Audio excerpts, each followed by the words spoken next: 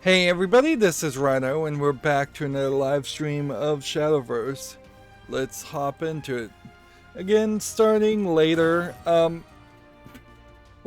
part of the problem here, certainly, as far as inconsistent scheduled start times, isn't my fault. I'll take 98.7% of the blame, but I squarely want to take the remainder of that blame and put it on the fact of daylight savings time and moving hours forward and backward.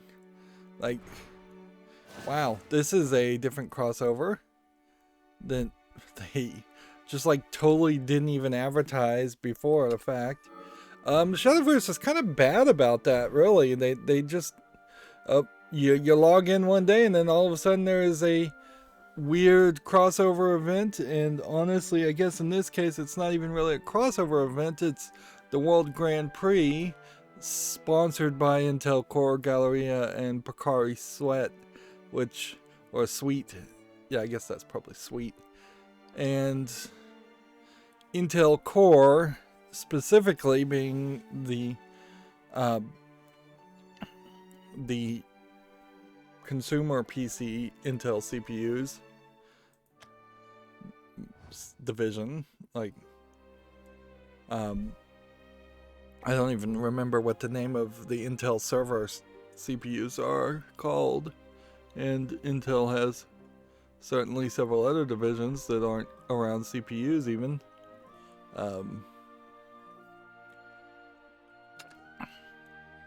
So yeah, over the weekend I played more Opus Magnum.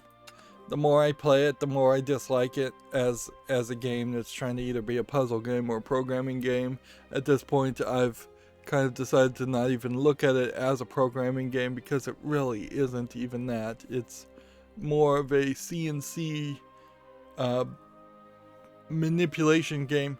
And at a certain point in one of the last episodes I recorded, I think I'm willing to venture that Opus Magnum is not even Turing complete. Because in my rough, vague memories on what makes a computer Turing complete, you have to be able to move backwards and forwards in your code, in the program. That's what makes it a program and not just a macro that plays back in a loop over and over again.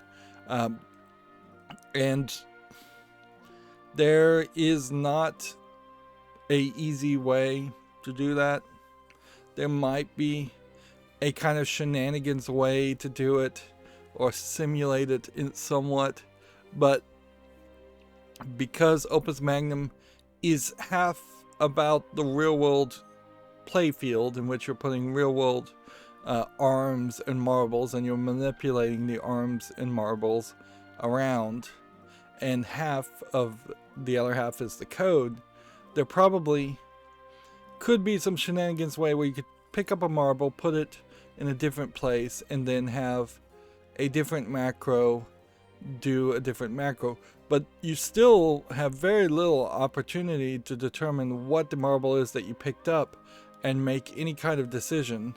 So there's like no if statements or switch statements, and there's no loops, really. The whole macro is a loop, and you can repeat code so it does it multiple times, but there's not a for loop where you can say for the number of this variable, do this so many times. So you can't tell it, if the variable is 1, do the loop once. If the variable is 2, do it twice. Like, the variables are missing there, and there's not even like a go-to code. And if you're down to the point where you would just kill for a go-to command to jump around in the code, you're pretty desperate as far as poorly designed programming game. And yeah, that's really where I'm feeling, is that it is a very poorly designed programming game, if that's what it's trying to do. Otherwise, it's just a poorly designed puzzle game. Take your pick. Oh, we have no overlap here at all today, unfortunately. Let's just open the pack and start playing. And by the time I even load in and open the pack, it's all gonna be different.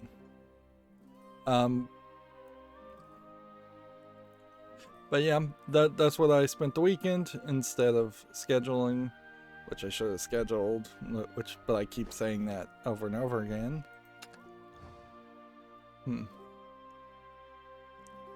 Let's see. Try that again. Just open one pack and move forward.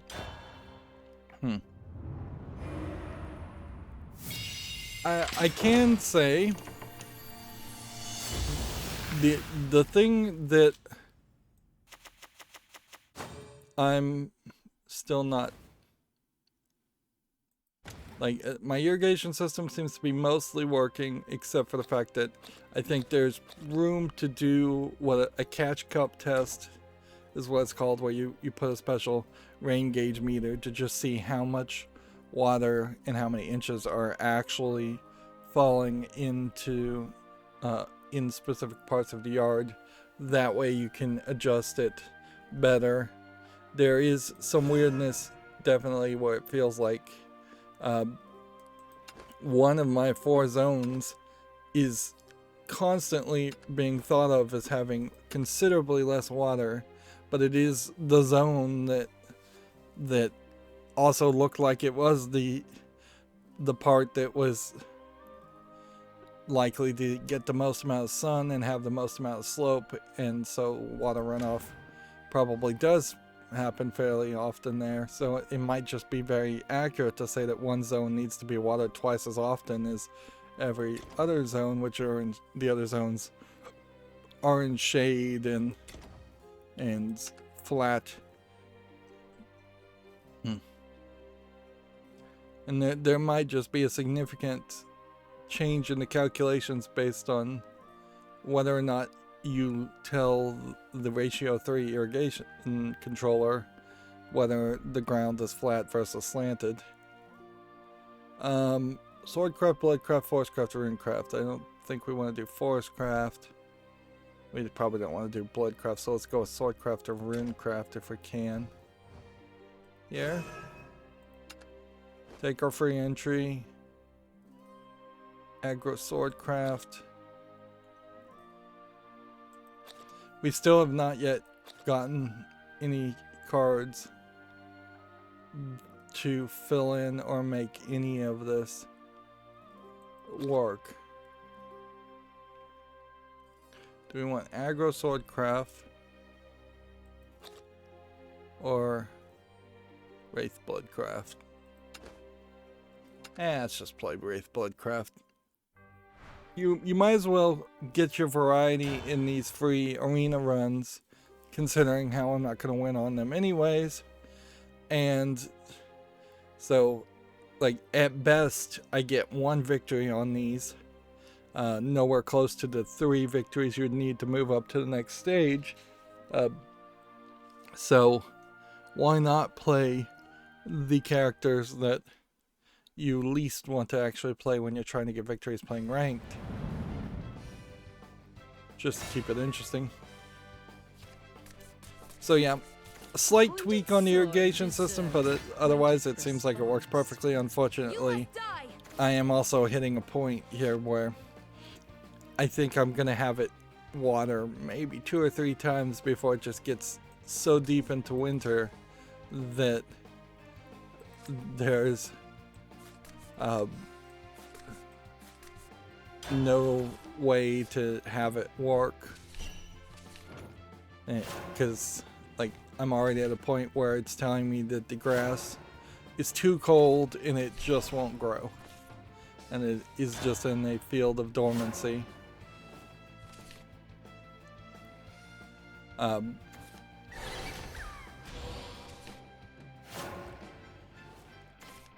Which, yeah, that just leads towards focusing in on it again when summer comes around, when spring comes around, after winter is done. Suppose I'll take I paid so much for that axe. And then the Tableau over-the-air DVR seems to be working perfectly at this point. I haven't had any major network issues once I plugged it in. And signal issues seem to have been completely eliminated now that it is connected to a much better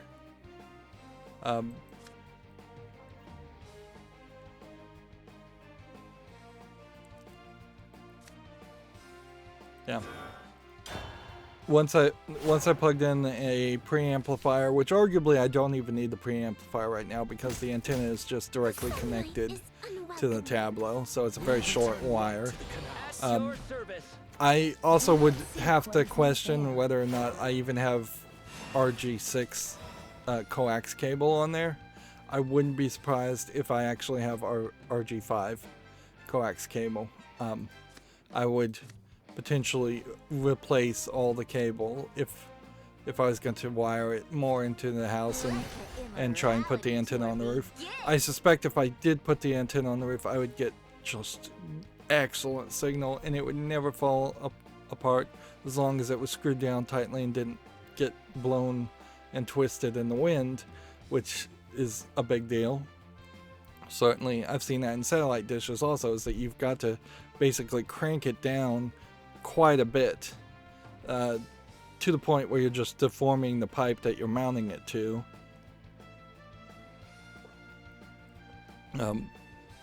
Otherwise, the winds will eventually loosen it, and you don't want to have to go back up on the roof and install it at that point. Is this my turn? I guess it is. Scatter like the blossom. Let your inner demon give in to your desire. Wouldn't a fitting end? Let's see. the blade rights never Should have back probably down. killed that. That way, higher chance that this stays alive. But yeah, the Tableau is working fine. I'm still experimenting with trying to figure out if I can emulate something like Dish's Primetime Live, where it tries to record everything that airs on ABC, CBS, NBC, and Fox during primetime. And you can do something kind of like that, but not quite like that. There's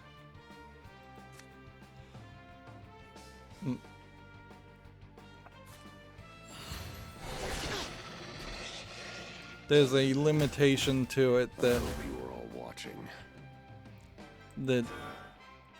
requires you to try and figure out how to make priorities and have it just record when it's not recording something else.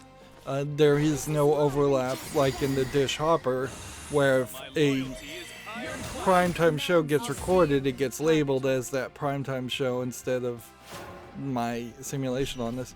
It's kind of a shame that Tableau doesn't have some better features in that case. The user interface could use some work. They could just easily steal some ideas from the Dish Hopper. That being said, if I probably tried to use any other hopper, any other DVR from any other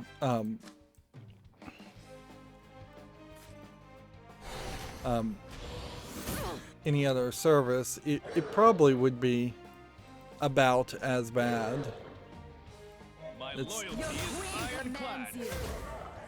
It's not a. My loyalty is ironclad. So this is freedom.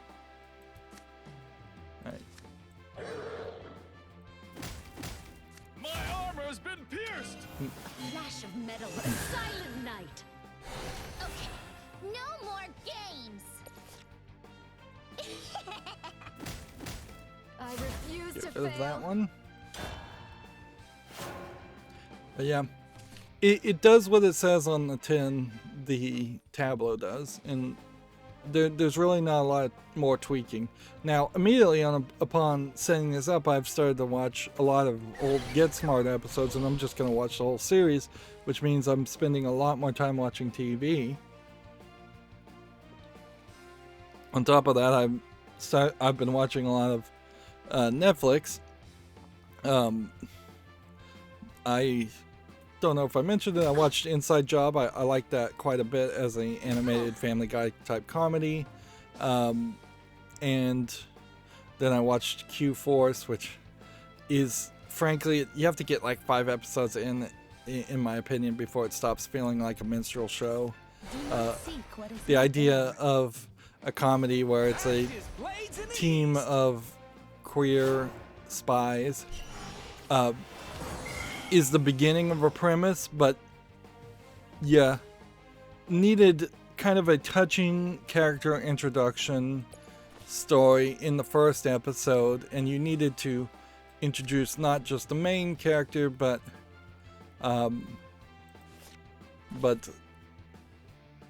all of the main characters, since it is a team show, and they needed to feel not just like they were stereotypes. The danger with something like Q-Force, as it is presented, is I could see it being made as much by somebody who is anti-LGBTQ plus as it could have been made by somebody who was pro-LGBTQ plus.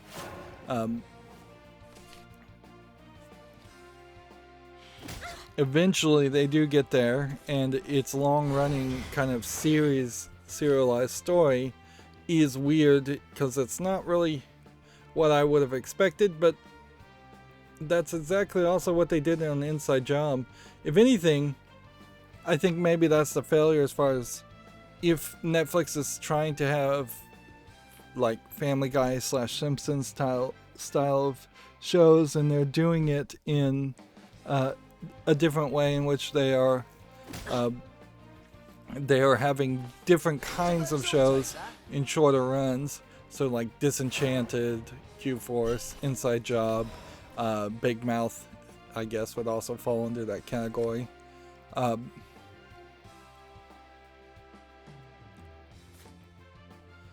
There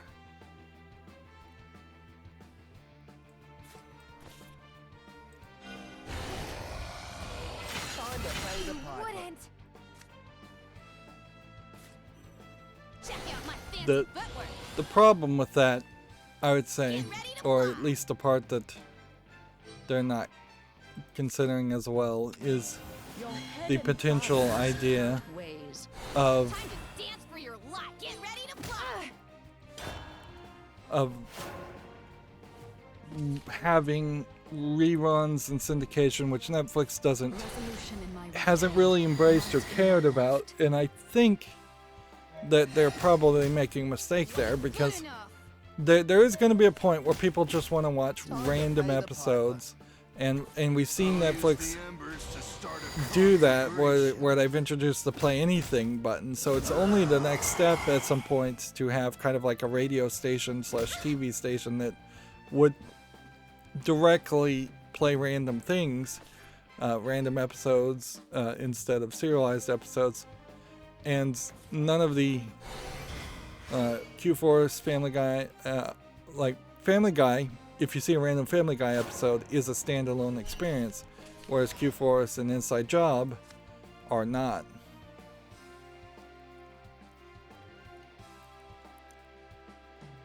Okay. Belong now. So there is also a problem with Netflix's release schedule on a lot of these kinds of shows, where My thunderbolts shall guide you. there basically needs to be an option where the series is released all at one, the standard Netflix way. And they kind of are doing this because they're starting to label things as like part 1 or season 1, or part 1 is less than what you would expect for a full season.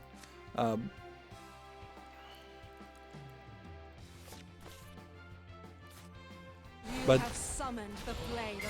there basically needs to be a system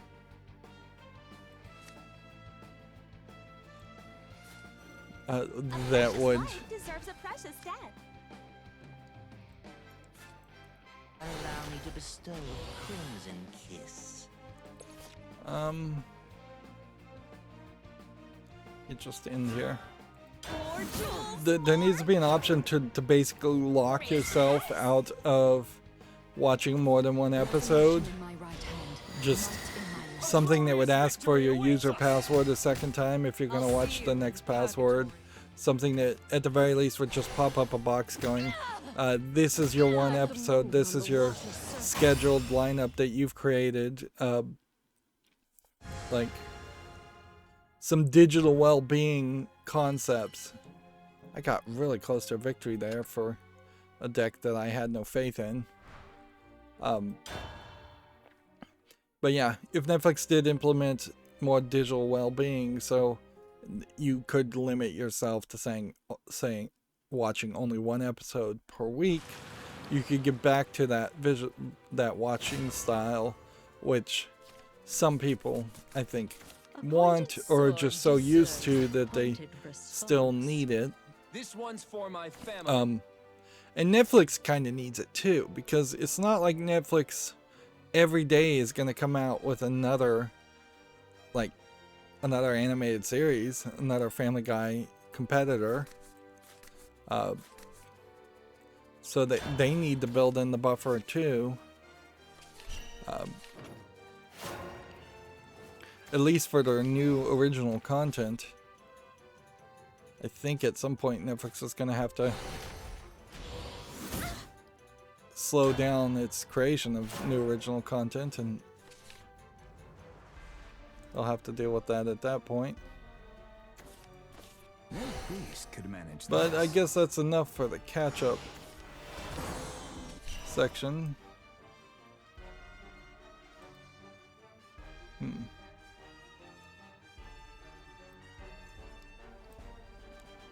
So let's go through the video game news since we're already starting late.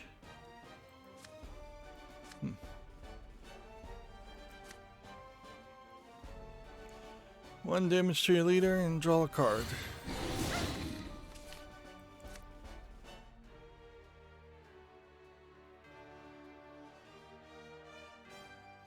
And then put that on the field. So, video game news. We have games left over from Friday and a decent amount of news. Zynga has hired a new vice president of blockchain gaming. Which, yeah, blockchain. We've seen several announcements about blockchain today, or we will see several announcements about blockchain today.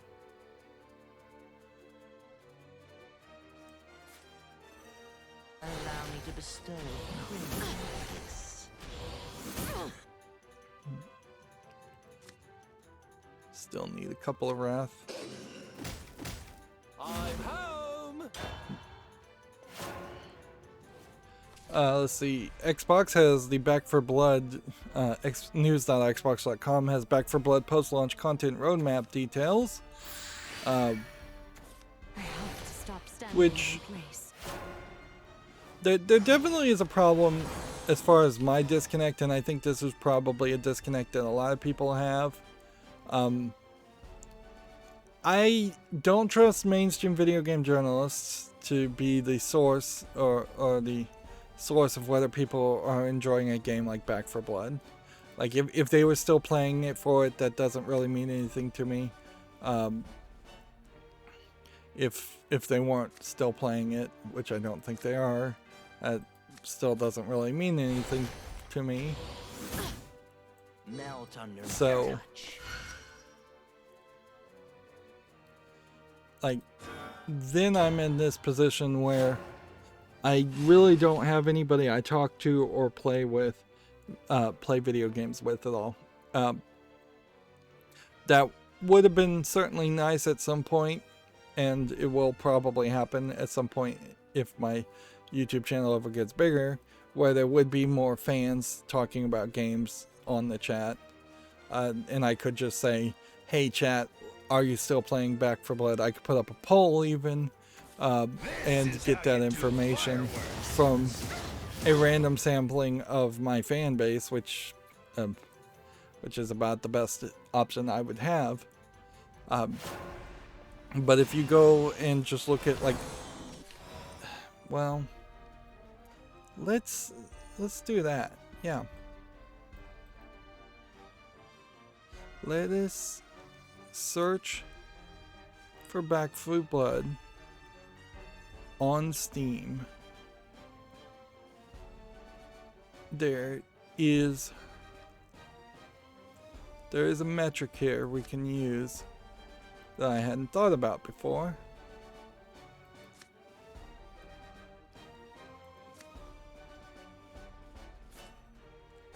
One stands to ascend to. A night begins. Okay. 1+1 and Storm. Check out my fancy footwork. Get ready to fly. Hit that. And we'll get rid of that. Talk more later. You have summoned the blade of purgation here. So yeah, if we look at Back 4 Blood, we do have this plugin. What is this? From SteamDBs that would tell me right now there's 9,321 people online. The peak for today was 17,434. The all-time peak was 65,987. Now the number of followers being 200,000 doesn't really mean too much. Lots of people follow games, and I would assume that's what the follower is there. So on a Monday, on this Monday, which should just be kind of a random day, being a quarter off your peak doesn't seem terrible. It doesn't seem like this is dead. I wonder if I was to click this and see if there was a different way to see a chart. High resolution Steam charts, number of players and players in trend. Okay.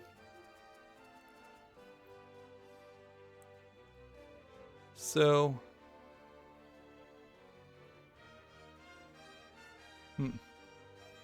without logging in, you have kind of a weekly trend here.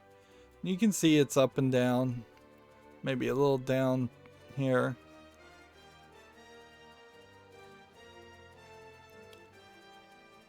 Lifetime of concurrent players. It peaked at one point. Well, this is like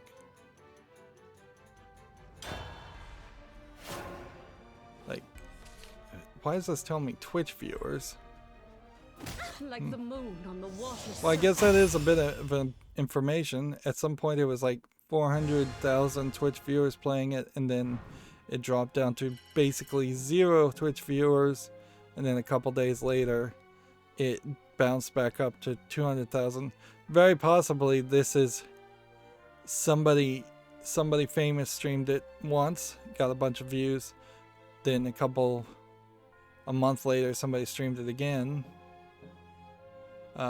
Players, like this also might be a fluke because it looks like somebody's streaming it before it was really released. Player base is this yellow one, I guess. Let's go with, say, a 3-month view. yeah, you can see there's kind of a steady decline here, going lower and lower, and it didn't really start. The number of viewers, if you just started this and ignore everything to the left, which is probably the right point, this was the Steam release here, so the build-up for the game was all up until this point, and even at that point, the number of Twitch viewers was fairly low, and then the people interested in watching it being played dropped fairly sharply, and the people interested in playing it have dropped fairly sharply. So yeah, I should learn to use Steam database better, clearly, because there is useful information in these numbers more than what I use.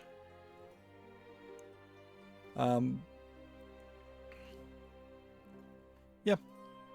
So that does kind of just confirm to me that I suspect there is less interest in Back 4 Blood than probably should have been. And that's not super surprising. Like, Back 4 Blood being a Left 4 Dead game 10 years after Left 4 Dead was relevant wouldn't Ignorance will be swept away. wouldn't be likely to be that successful. Also, even when Left 4 Dead 2 was coming out, it was a very uniquely kind of underdeveloped game that only succeeded because it had a lot of fandom and people willing to play. It was at the beginnings of the hype and actual player interest in the idea of 4-player co-op, which that concept has had its time in the sun and now become very overplayed and overused, and it's fairly boring. Second Dinner tweeted it out that they are looking for a quality assurance analyst, help FUD escape the bugs, feel fear, uncertainty, and doubt. Seems like a weird phrase to use in this case, unless they're saying this character here is FUD, but that would still be fear, uncertainty, and doubt. That's the only thing I've ever heard FUD meaning. We're looking for someone with an analytical mind and creative problem solving to provide quality support for all the features and systems and squash all the bugs. Here's the thing I would say though, like, theoretically, if I was looking for a job, which I'm not, a job like this might be something that I could do, but you can't do it remotely, almost certainly. They just linked to their website, then linked to LinkedIn, which arguably at this point you maybe don't even want to use LinkedIn. Quality assurance analyst here is in Irvine, California, United States. So it's probably going to be a fairly low paying job, but an actual paying job, it seems. But it's not remote. In fact, none of these seem to be labeled as remote. Full time. Let's see. Need previous experience. Familiar with Unity and GitHub.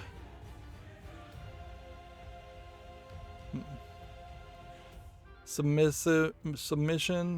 Experience with Submission. Is that a software? I don't even know. And mobile device testing. Experience with white box testing. Yep. This is asking quite a lot. This isn't just your simple we're going to have somebody play games and test it. I imagine they will need to hire people that can do that later. That will just be able to play games, but they won't be remote either. And that's where you get into the real problem with a lot of job listings in the video game industry too, is that they're going to probably just out of a desire to not go bankrupt pay you very little and then have you work in one of the most expensive places you could work, California being one of the most expensive places you could live. Sure, you're not in Hollywood, but Irvine's still in California and still expensive.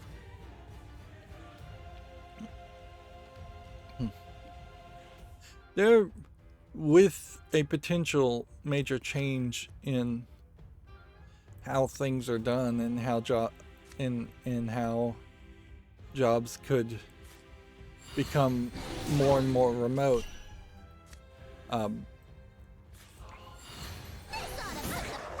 There is a potential future out there where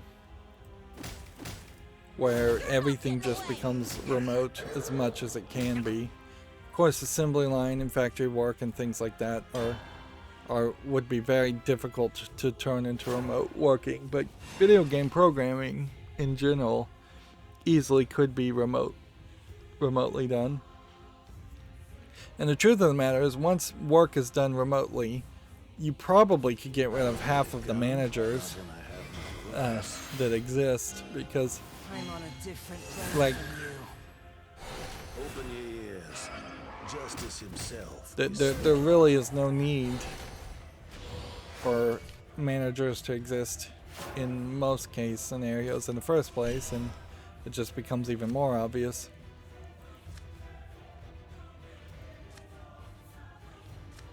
Right. We'll do this. And then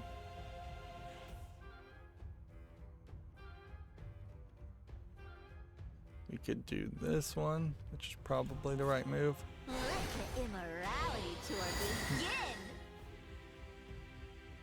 begin. See you around, Slick. You have summoned the blade of purgation here.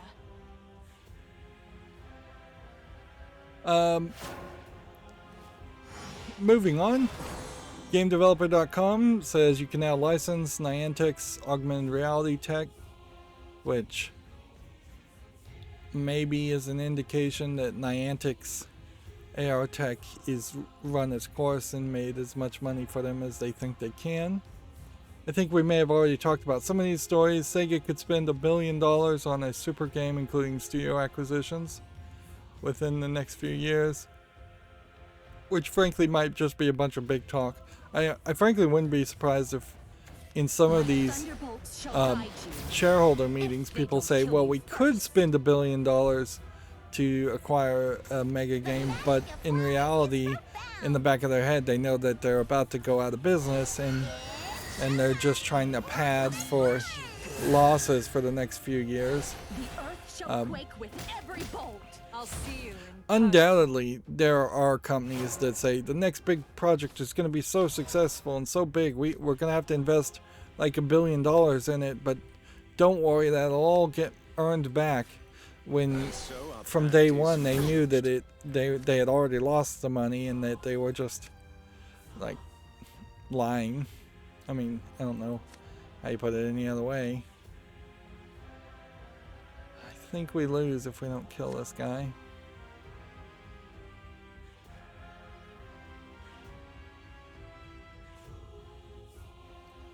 Alright, well. Check out my fancy footwork. Get ready to fly. I wasn't good enough. I didn't have enough. And so our pact is forged. I played wrong. Video Game Chronicle says a week before release, Bethesda confirms that the Skyrim anniversary pricing The next remaster will cost $50 or $20 for an upgrade. I think it would be kind of those who own Skyrim Special Edition, the previous remaster, which was only released in 2016, and honestly, even that remaster doesn't feel like it did enough to justify its existence, and this new one doesn't feel like it did enough to justify its existence. Like, I'm wondering if there's a point here where you should, where Microsoft would just have and allow ZeniMax and Bethesda to just constantly continue down the path of re-releasing the same game over and over again. I'm literally gonna lose here. What's this strange reading?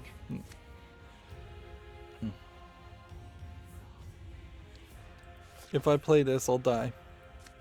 At the end of your turn, deal 1 damage to your leader. If I don't play it, I'll die. So let's just go out on our own terms. Scatter like the blossoms. I only deliver the most I'll split you like a diamond. Shutting down. More jewels, Like the more. moon on the water's surface.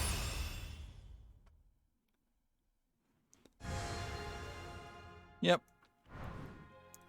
Yeah, I really will be interested. Like, honestly, this is probably the line in the sand that most people should draw. The assumption is that the Skyrim Anniversary Edition was in production and in the works, and probably close to being done by the time they were acquired by Microsoft. But if there was a new version that was in the works right now, or a new upgrade, Microsoft should cancel it and kill it and put all those resources towards making the next Elder Scrolls game instead. And A pointed sword deserves a pointed honestly, even at this point, response. Microsoft should be All giving systems free online. upgrades to anybody who's in their Xbox Game Pass service, instead of charging $20. And I wouldn't be surprised one bit if less than 6 months from now, that's exactly what happens, is that anybody who has Skyrim on Game Pass or has Game Pass in general will get a free upgraded version of that game.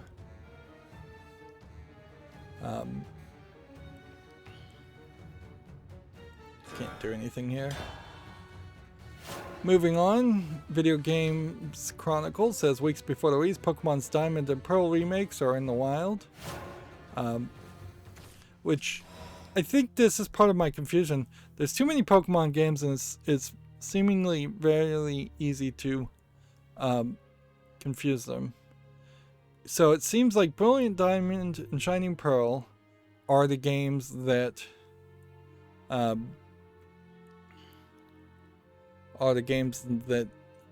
remakes of Diamond and Pearl, which are old Pokemon games, and they have kind of the chibi art style with nothing that looks particularly hyper realistic or even slightly realistic. And yeah, they look fine as remakes of old games. They just feel different. And there's too many different art styles amongst Pokemon.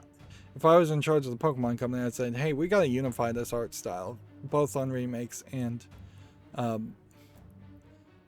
new things and new games. And see here, you can see in the cutscenes it's still the chibi characters, and it seems only now in stills and concept art do you see them in kind of a realistic art style. Except for here.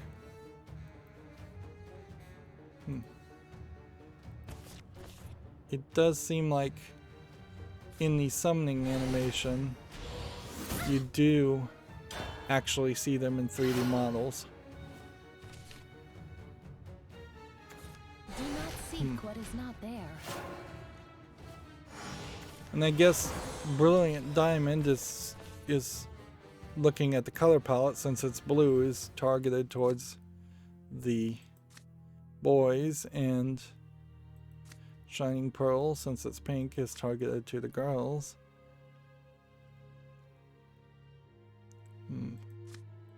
That'd be my guess as to how this is all gonna play. A fitting end.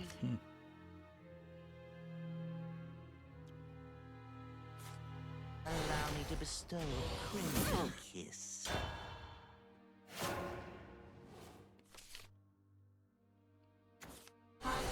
Yeah.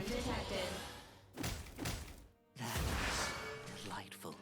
I would also kind of say that they probably need to reduce the amount of Pokemon content they're released in general. It's always been a lot, but it hasn't really reduced over the years, so there's a little bit too many games, and maybe if they established a consistent time where Black Friday, Christmas season is when the new Pokemon game comes out, and then the remake of an old Pokemon game comes out 6 months after that, and there was a very consistent spacing there, that'd be great. But you kind of need nothing as far as video games are concerned to happen in between that. And so our pact is full. There are cell phone games and other things that are coming out in between that, confusing it. And you have like Pokemon Go still happening 24/7, 365, which that sucks some of the oxygen out of the conversation and out of the room also. I paid so much for that. Do not seek what is not there. And that's not even really touching upon like the cartoon, which I assume Pokemon cartoons are still airing, and animated cartoon movies and Detective Pikachu movies, and that's not also accounting for anything that would... Oh, this sucks. It's basically nothing I can do here. I need...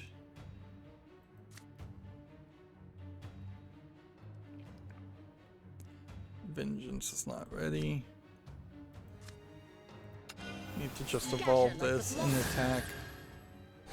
Time to dance for your get ready to fly. A fitting end. What is it you desire? There we go. You have summoned the blade of purgation here. Moving on, Video Games Chronicle says the Final Fantasy XIV Endwalker director was moved to tears as he announces a two-week display. My emotions have grown attached to this expansion. It's a bit much at this point. Like, it probably does highlight, though, that there is real care in projects that you work on, regardless of whether those projects turn out to be good or bad. But people, particularly I think Japanese artistic creators, actually care about what they're doing. There's also all around the world people who don't care about what they're working on and will happily shovel out garbage. But it is a bit much.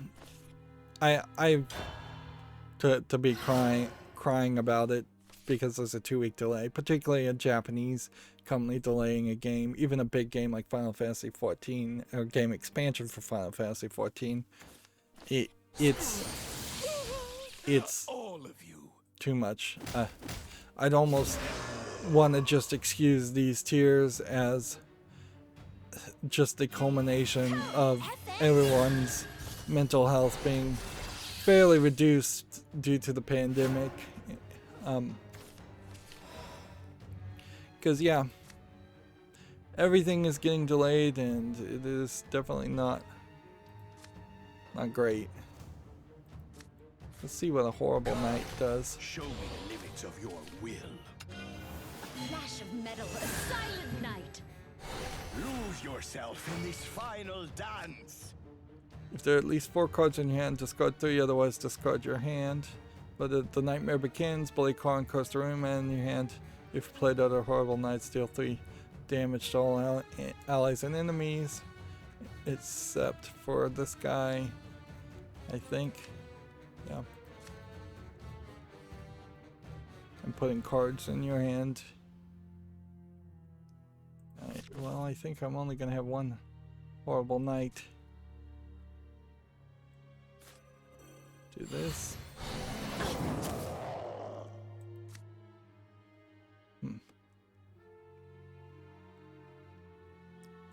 Do this. Attack here.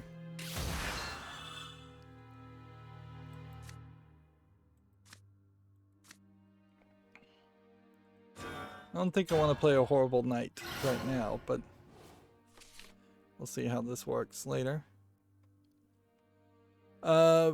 Video Games Chronicles says a Call of Duty Vanguard data mine points to an Attack on Titan crossover. I wouldn't be surprised though if this is Japanese only.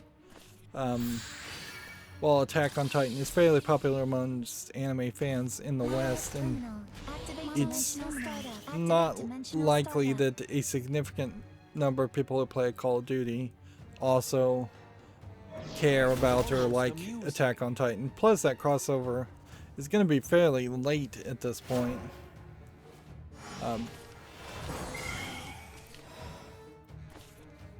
Let's see. 4 damage, 6 damage to 2 random enemies. That one. Let's play this one.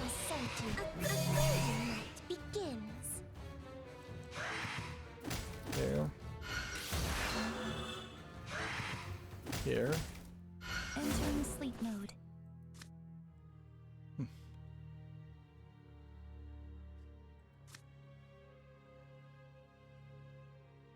Bane and Drain.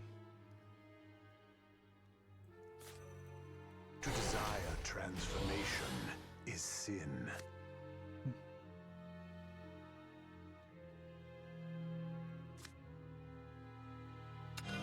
Your head and body must part ways. If you would destroy the god, how short-sighted.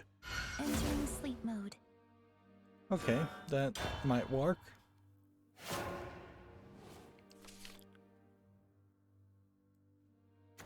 Enough with these feeble-minded Let's start going through some of the games. Here we have a game called School Love Reflex, which looks like it's probably just a Chinese game. It's tagged as a top-down shooter. Might be a Japanese game. Actually Japanese, 99 cents, English not supported. Here we have a game called Cycled, which looks like it's probably something not that interesting.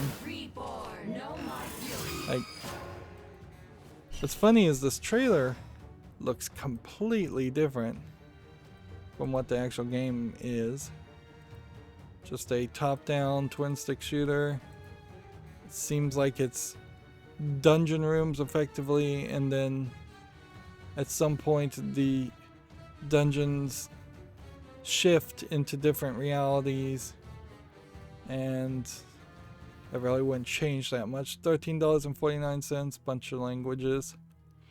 How could you get that to really work? 6 damage to 2 enemy.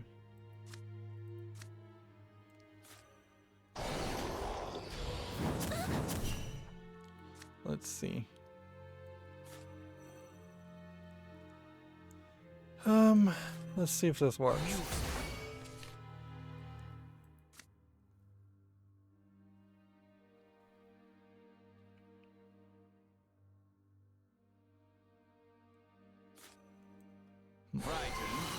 Good.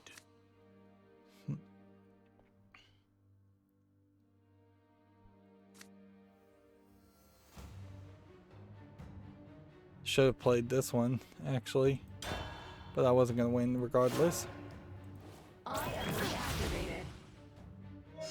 Next we have a game on Steam called Valkyrie Unites, which looks like it's a little dark screenshot syndrome. And yeah, I'm not seeing anything there of interest. Early access 1274 English only. Here apparently we have a Indie Live Expo winter sale. And this game is involved. Dark Witch music episode Rudy Mimical. That is quite the combination of words. And I'm having a hard time figuring out what kind of game it is. It says it's an action casual rhythm game. And seems like a significant amount of this is yeah, okay, I see what it is now. You stand on one side, people throw things at you, and then you have to press specific buttons in rhythm to slash them. Yeah, I don't think this is the kind of game I'd want to play as somebody who really doesn't have much rhythm at all. A fighting game using rhythm mechanics in this way is a little weird. English, Chinese, Japanese, $7.19.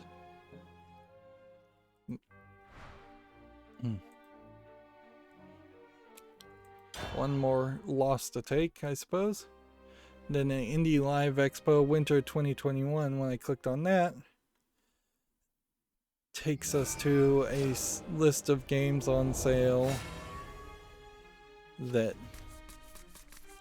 I don't think too many of them. This looks like this might be interesting. This might be interesting. All of these are kind of games that I probably would have seen and will see when they actually come out. Put them on the follow list. But most of these are not out yet and not something that I would just immediately ignore. NKO dice. Well, that looks like that would be really hard for a Western person to play. To be able to read the symbols on the dice just at a glance, particularly if they're going to be in different orientations as they roll. Let's see. A lot of these I think would be easily irrelevant as independent games. Like, you might give them a chain. This one looks really interesting, visually polished. There's probably not much of anything as far as some of these are just gonna straight up be visual novels too. Doki Talkie.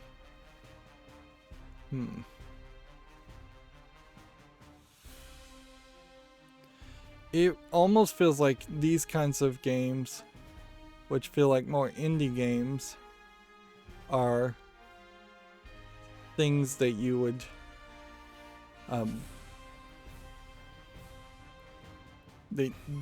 would get later when on discount, compared to buying them brand new or being particularly hyped about them. Also, being such small indie games, a lot of them could never really get any kind of level of relevancy. I think I'm repeating myself at this point. Let's move forward. Here we have a game called For Alice, Magical Autistic Girls, which, I mean, at a certain point, just looking at the title, it almost feels like they are using a disorder / disease of autism as a badge of honor, which, frankly, there's been a lot of people. There's a lot of people who are liars, a lot of people who are crazy, a lot of people who are straight up sociopaths, real sociopaths. And certainly a percentage of people who claim to be autistic are in those categories instead of really being autistic, really struggling with it, really seeing it and knowing autism as a a thing that does not in any way improve your life. Like that's the thing about diseases, if you really have them, is that they are totally negative. They're not positive. If somebody had a mutation and it made them twice as smart as the average human, we wouldn't really call that a disease at that point unless there was some negative side effect to it. There's a reason why we don't have diseases that are negative, in the fact that we don't bother to research or name or identify mutations or disorders that are positive. We only identify and name and put in the diagnostics and statistics model, I think is what it's called, the DSM, negative things. There are a couple of things that are slightly positive, but so our pact is forged. particularly mental conditions like autism, not there. And there is a danger with increasing an increasing number of people claiming to be autistic when they really haven't been diagnosed with autism, in that at some point everybody is going to feel like they are autistic, and then that's just going to be the default normal for people, is that if you're not claiming to be autistic, you're looked as the weird person.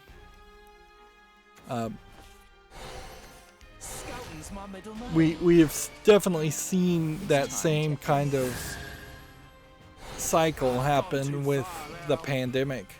There have been considerably large numbers of people who got a cold or flu or something else, and then have self-diagnosed themselves as having had COVID when they really didn't, or at the very least they have no way of proving that they did, because they didn't actually go to a doctor and get a confirmed test. And that has added that FUD, to use that word that was mentioned earlier, the fear, the uncertainty, and the doubt to the situation. Allow me to bestow a crimson kiss.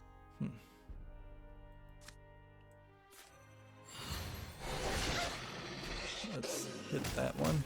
Talk more later. You have summoned the blade of purgation here. But I suppose for this video game, since it's a story, you have to just assume that this character actually is autistic, instead of going on the rants like me. And then we can just look at it and see that it's a kind of poorly animated visual novel. Like, Stop standing in place.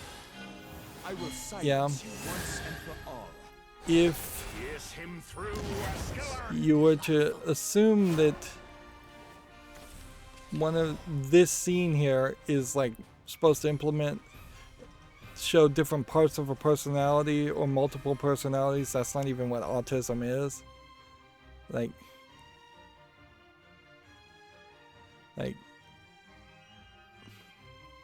but maybe that's not what this is. Regardless, this is 1529 English and French full audio, which is kind of interesting. There seems to be a lot of DLC to bump the price up here to $40.54. And that alone is the reason not to buy this, is that it is just way too expensive for what it's offering. And so our pact is forged.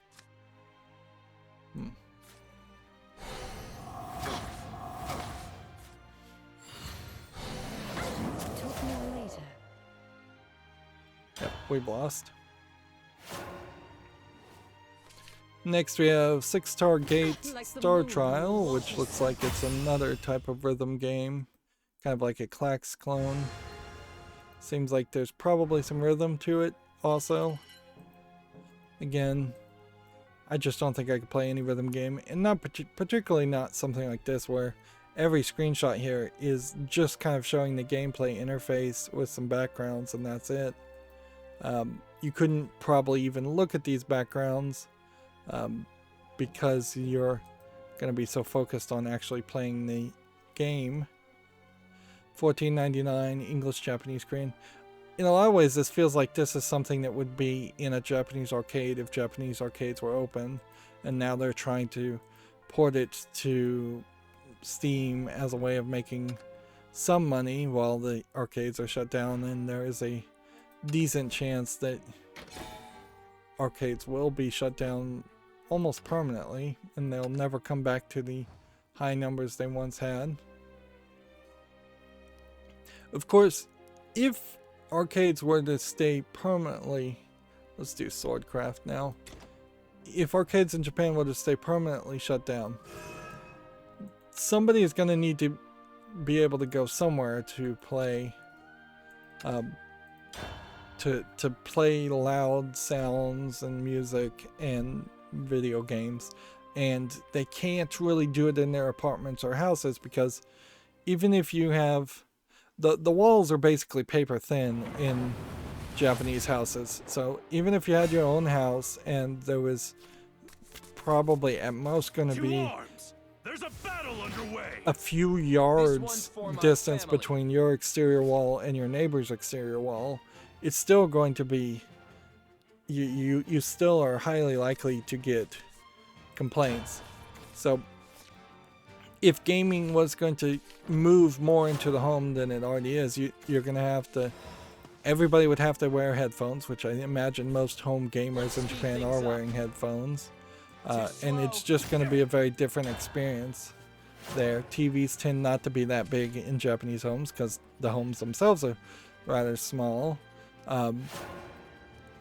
So going to an arcade in Japan was your best option, to have a big TV where you could play the music loud, you could get surround sound possibly, or get at least a feeling of a lot of noise happening, if not surround sound. I probably can't get surround sound. We'll return light to the canal. At your service. Too slow. So, yeah. I wouldn't be surprised, instead of that leading to people building specific entertainment rooms in bigger Japanese houses, which that's highly unlikely to happen. I wouldn't be surprised if they start a scheme of Speed things up. Too slow. renting out Today we fight. Too slow. theater-like environments, not movie theater big, but home theater-like environments where you could play games with just you and a group of friends, or you could rent out sections of an arcade, or instead of it being large groups of people. But most likely what's going to happen is, at some point Japan is just going to determine that the pandemic is completely over, and probably at the point when the pandemic is mostly over, that'll happen, and everything will just go back to the way it was. The Japanese are not known for really embracing change or revolutionizing the way things are done. This could be, certainly the pandemic could have been a great opportunity for them to revolutionize how certain things are done, how they do business, how they run their government, things like that, but I doubt that's gonna happen. Moving on, we have a game on Steam here called Meet Pip, which looks like it's a pretty low effort point and click garbage game. $5.39 English only. Here we have Park Life Circuit of Happiness, which it doesn't look visually polished enough to interest me to even look into it further. It kind of feels like these are supposed to be like Pikmin-esque spirits or creatures of the park that would run around the park and live in a box, I guess. 74 cents English only. Okay, what do we want to do? Involve this. I need. Here goes. And Is that how you treat a lady? just No attack. one gets past me. Today we fight. Too slow. Yeah, I think you just attack and you'll win. Let's see, here we have a game called Super Punchy Face, which looks like it's just a top-down brawler. Not enough visual polish to interest me though. Early access, $8.99, English allegedly full audio. Here we have Lil Blade, which this might be something. This is one of those games where Never back down. in the movement it looks a lot better than in the screenshots. Just as looks like a game where you're just constantly slashing, and so there would definitely be a question about, is this game incredibly challenging, or is this something that's fairly easy and you can just smash the buttons left and right? We might be seeing an expert player doing everything perfectly, compared to what an average person would show. But you can see, like in this screenshot, it's just a whole barf of bright lights, more bright lights. Like, just every screenshot, either bright lights or maybe just too much red. Red in the floor, red in the background, red spikes at top. The red spikes do kind of scare me as far as potentially being too frustrating a game. I'm going to put this on the follow list though, $6.99 English and Japanese. We can see so far it's 90% positive. Okay.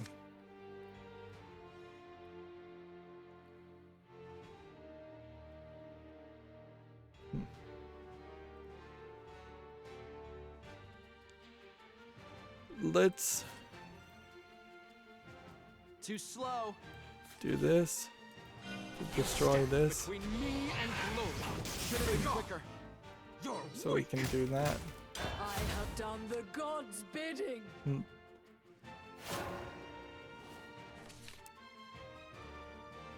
Here we have a game on Steam called Rayland, which looks like it's just a laser puzzle game.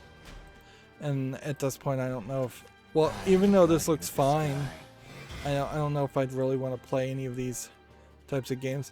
Because really, this is a mini game that should be in something else. Like this is a hacking mini game you would have in a first-person shooter, not a standalone experience. There's no level of variety or like number of puzzles you could possibly give me. This is not even working the way it should, as far as the way it's animating the mirror.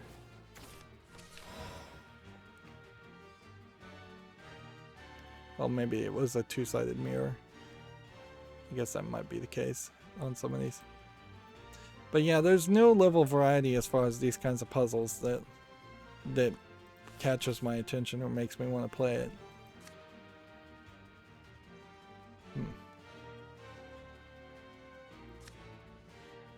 This one evolved. 50% shot. Okay. You're weak. You're a solid fighter.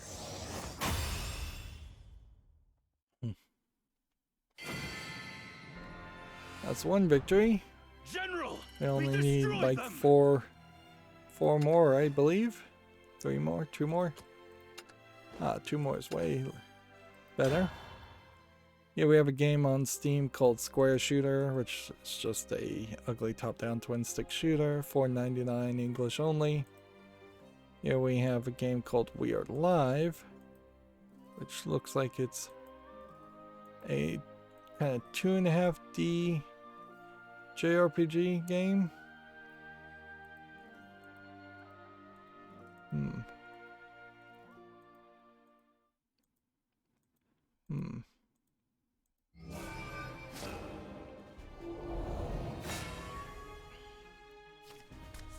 Yeah, I probably would reject this game, but I'm gonna just be generous and put it on the follow list for now. It doesn't look like there's enough here, and there's just like a lot of nothing and a lot of darkness in the background. Yeah, I don't even need to put it on the follow list. We can just dismiss that now. And that is definitely a case that's going to run into as far as some of these smaller indie games. Is they will be just so small that they won't have anything worth looking at.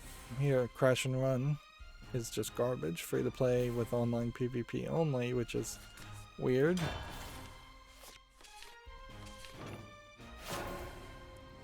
Here we have a game called Search, which looks like it's suffering from dark screenshot syndrome again. Once I got my speedy boots on. Yep, and pixely art style.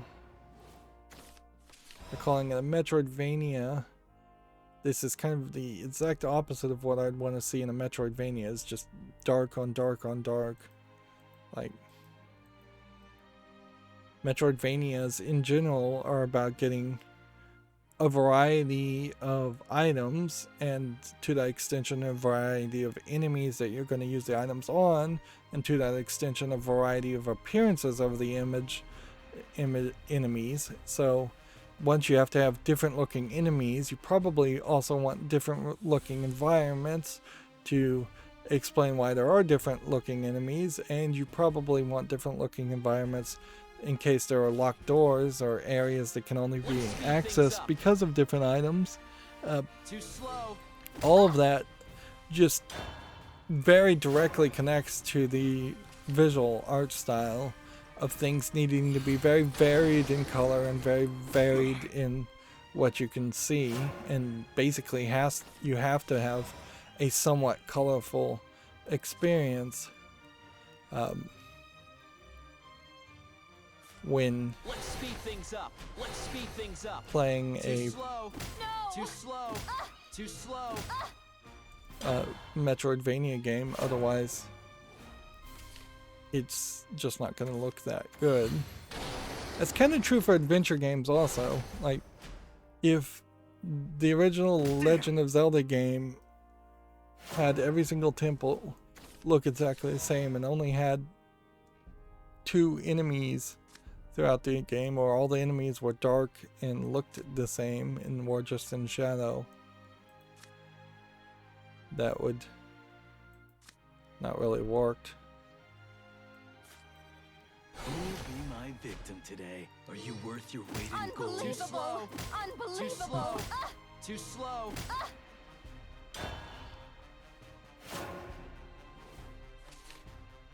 Let's see. Video Games Chronicle says Assassin's Creed Valhalla's Tomb of the Fallen DLC has been confirmed following a leak.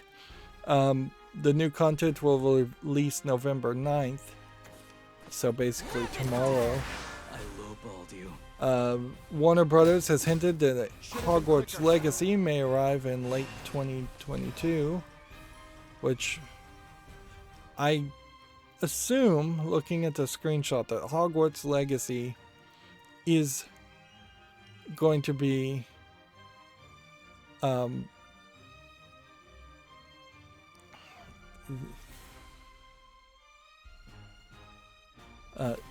the attempt to bring back Harry Potter, since Warner Brothers just spent so much time investing in on Harry Potter. And yeah, there's just going to be a question as to how many people are actually going to be interested in No one gets past me. in a Harry Potter Son of a gun, ain't ya? revival. March on! There's no And time for you Hogwarts slugs. Legacy could Too certainly slow. Unbelievable! be set in the future past all the events of Voldemort and Harry Potter anyways. Because they can't really go back to the Fantastic Beasts timeline, or earlier than that. I don't think it makes a lot of sense. So they should just set it in a present time or even in the future. Should have been quicker. It wouldn't be crazy to set it slightly in the future.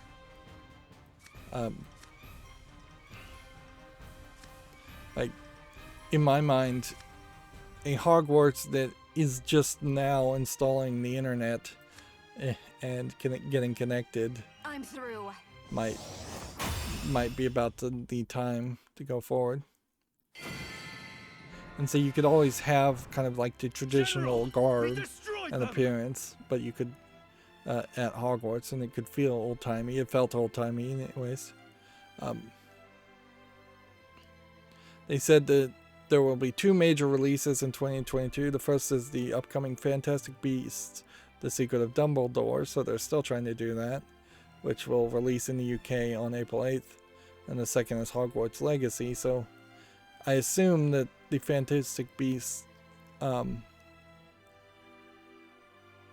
the Secrets of Dumbledore is actually a movie. Hogwarts Legacy is described as an open-world RPG that takes place beyond Hogwarts to new and familiar locations as they live the unwritten and embark the dangerous journey to uncover the hidden truth of the wizarding world. Like, in a lot of ways, I suppose Harry Potter is dead to Warner Brothers, and instead they are focusing either on the Fantastic Beasts line, which are prequels, and Hogwarts as a general concept, which frankly that would make a lot more sense to do. If I was in charge of the Harry Potter stories, I would have said, okay, yeah, that's one story, but there's plenty of other stories, plenty of other students and events at Hogwarts that happened over the years.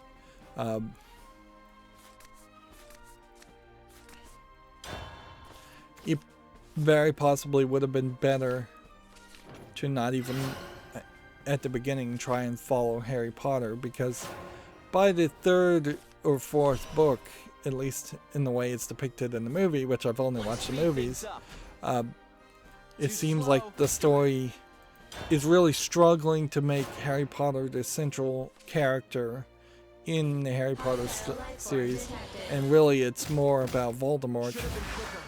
If the 2nd, 3rd, 4th, 5th book were all stories around Voldemort getting thwarted by different wizards, it probably wouldn't be much of a difference. Harry Potter as a character, in the movies in particular, does not get evolved much as a character. Like, you think he's going to have a romance with Hermione Granger, you think he's going to have this like deep relationship with Ron Weasley, and feels like some of that happened, but probably not enough.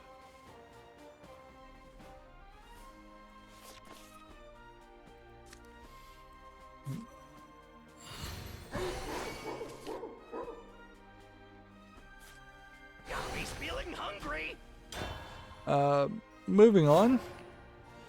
Video Games Chronicle says the player has managed to access Battlefield 2042's via a preload. They were able to play the game over a week before release.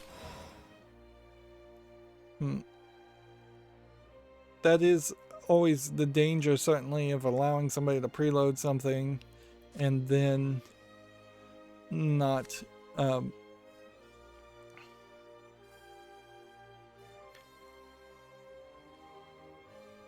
yeah, I don't know how you would have that done. That's, now that I think about it, actually incredibly stupid programming. Because in any preload, if you were going to do preload, and if people were going to agree to allowing people to preload the entirety of the game before it was available for play and for release, wouldn't it be incredibly easy to have each piece of the files, even if it is just like one giant like image file of a DVD, which it probably isn't, it's probably separate files ready to go, the executable in particular, but you would pretty much want all of the files to just either be encrypted in such a way that you would not supply the encryption key to de-encrypt it until it was it was ready for release, or simply missing. Like, you don't even have to waste the infinitesimally small amount of CPU processing it would take to de-encrypt a file. It would just be really easy to say, we're going to give you 99.9% of each of these files, kind of like how the torrenting protocol breaks things into pieces. We're going to give you all pieces except for one, and that one is going to be the important one that can't just be recreated. So obviously don't withhold a piece that is just all zeros as far as the binary code.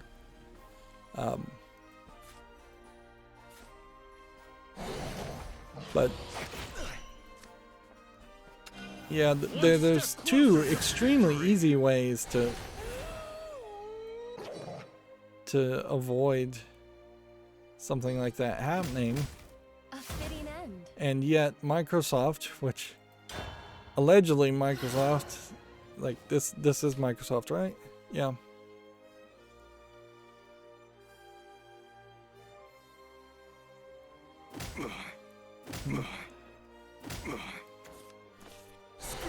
Yeah, apparently Microsoft just boned it up terribly. Or EA boned it up terribly. I mean, maybe EA handles the preload and Microsoft just pushes it out for them. That is a possibility. Somebody boned it up terribly. Like, obviously you wouldn't want something as simple as you could preload this and then unplug your Xbox from the internet and change the time manually to set it to the release date, and it would unlock. That would be the very first thing you would test for and people would try to do. So obviously you wouldn't want that. You would want something like either we're withholding the release key, the unencryption key, which is probably the best way to do it, or we're withholding a part of the file. Either way, as long as you're withholding something and not giving that until day 1 of the release day, the second the release happens. Like, even if there was just this fear that the servers were going to go down the second it becomes available for release, I still think you would do it that way. Let's see, moving on. Video Games Chronicle says Rockstar shows off the Nintendo Switch GTA Trilogy screenshots, which you're going to have a weird situation here in that it may look fine in any version of console you would play the GTA Trilogy in, because the games are so incredibly old anyways. I mean, this doesn't look bad. If anything, it seems like maybe what they've done is taken what almost certainly would have been a little bit more polygon-y and smoothed out the models, so it looks more like a rounded person. I wouldn't be surprised if there's a decent amount of smoothing going on here. These cover art that they've been using to advertise the game since they first launched have, I think, always been fairly inconsistent with what it looks like. So yeah, it looks like they've just kind of sharpened up and brightened the colors in that pass. And in a lot of cases, just different visual effects, improvement on textures. A lot of this could probably be done like algorithmically. Definitely looks better, like, but it honestly doesn't even feel like the old games were even that polygonal, and it certainly doesn't look like a modern game. That's kind of a great example here. Let's see if we can, if you look at his hand and how that's polygonal, and his head how that's polygonal, and his arms and claws are polygonal, and then you have kind of a softened, more polygon depiction. Yeah, you can see Like, a lot of this, again, could have potentially just been procedural regenerations of the same general concept. Depending on the company, I wouldn't put it past Rockstar, for instance, to have just the master 3D models, and by having the master 3D models, they can now render those 3D models again at a higher resolution with more polygons, with that not really taking too much. And you can get fairly lazy on some things. Like, I doubt too many people are going to look too hard at a still kind of rough trash can, or guns you probably will keep an eye on, but something on a sign in the background doesn't really have to be even improved as much as the main characters that you're going to spend a lot of time looking at. We'll return light to the canals. It still definitely would take effort, time, and money to make a remaster of any game, but there is definitely in my mind still a lot of questions as to, is it worth it to try and play the old GTA games ever at all, Never back down. when you potentially could just have Let's try this new spell. a similar experience playing Saints Row and playing less games by playing Saints Row, more modern games by playing Saints Row, or just by playing the most recent GTA games. It's not like the GTA series are particularly even connected as far as the story. You always play as a different character in each GTA, as far as I understand it. Let's see, Video Games Chronicle says Assassin's Creed Valhalla patch notes that the Tombs of the Fallen DLC and the Oscoria Festival, so more content showing up to Valhalla, which I've pretty much at this point forgotten that Valhalla even has come out and been released. Let's try this new spell. I suppose, particularly for this Black Friday, I will be just covering a lot of announcements as far as where to buy consoles. Best Buy has PS5 consoles available online, but only for Totaltech members, which means you have to pay $200 a year, I would assume, not a month. That'd be insane, for a product protection plan, which that's fairly insane. $200 for product protection would pretty much only make sense if you spent at least $2,000 a year at Best Buy. Which, okay, if you were somehow an incredibly rich, just out of college, moving into your first house person, like, and you went to Best Buy and you were just gonna buy a 8K TV and a surround system and each of the game consoles, maybe you get up to $2,000 at that point, if you're, unless you're just being ridiculous and buying a whole bunch of overpriced stuff, which most of the things at Best Buy are fairly overpriced, so you probably could get to $2,000 fairly easily. But you're getting this protection plan that really isn't worth that much. Like, if you buy anything on a credit card, you have a credit card warranty on. Well, most credit cards give warranties on things that are broken. You have warranties on any quality electronics device from the manufacturer.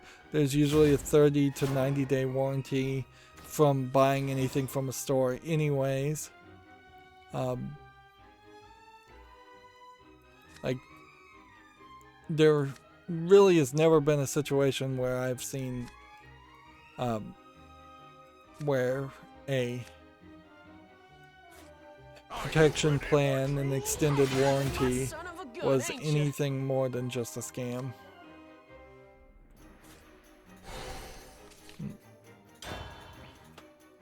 Moving on, a hacking group claims it's hit a major PlayStation 5 milestone. The root key discovery is the first step for hackers trying to make custom firmware.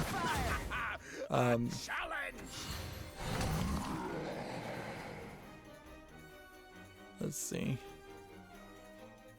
They got all the symmetric PS5 root keys. They can all be obtained from software including the Pro console root key if you look hard enough. Which I imagine, if I was to guess how they would have gotten the root keys, is that they would have literally wired wires to the chips and read the key as it was being transferred from a secure enclave part of the PlayStation 5, assuming that the PlayStation 5 does have a secure enclave part.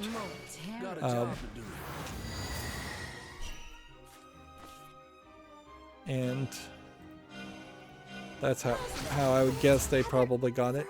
Of course, they could just also have hacked it or socially engineered it out. Loyalty is ironclad. March on! Harder armor! Steel yourself! Never be content. And loyalty is ironclad. It is that they're saying that's the first step to jailbreaking a console, but you probably only need like one root key, the boot root key, to jailbreak the console. The rest of them would be, I assume, used for unencrypting a lot of the code that is by default on the PlayStation 5, so that they don't have to start from scratch to make a new operating system or new firmware to put on there. And there is a limited amount of effort you would want to put into making custom firmware for the PlayStation 5. Ideally, I'm not going to try to make a operating system from scratch or port something like Linux or FreeBSD onto it unless it already has the drivers to run Linux or FreeBSD on it, or Windows or Mac OS or anything like that, or even Android. You're not going to try and port those operating systems to it unless the drivers are already there, which it probably is running the Linux, so I'd say you could probably port some versions of Linux on there. But at the core of it, if you're jailbreaking a PlayStation 5, I think the vast majority of people who would want to do that want it to look still and act still like a PlayStation 5, and they just want to be able to put a homebrew channel or a ROM channel where they could then install apps of their own in parallel, in line with what is already installed on the PlayStation 5. Like, that's really all I would ever want to do, is like, can you put RetroArch on this? Can you install a bunch of emulators? Can you play your old games on your PlayStation 5 instead of having to potentially have a PC to play old games, or have a RetroPie setup or something to play old games?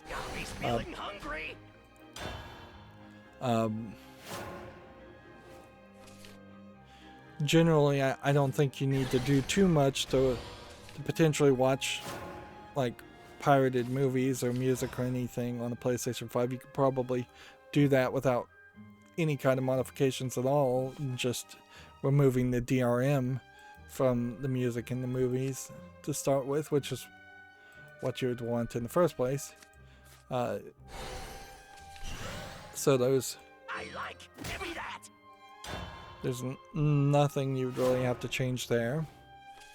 You're highly unlikely to be able to smoothly and efficiently convert a PlayStation 5 into an Xbox Series X, and then start playing those discs or those games, and it would probably be quite a while before a PlayStation 5 could run an emulator to run Xbox Series X games. So that's probably not worth even attempting to do. So I suspect people won't hack that.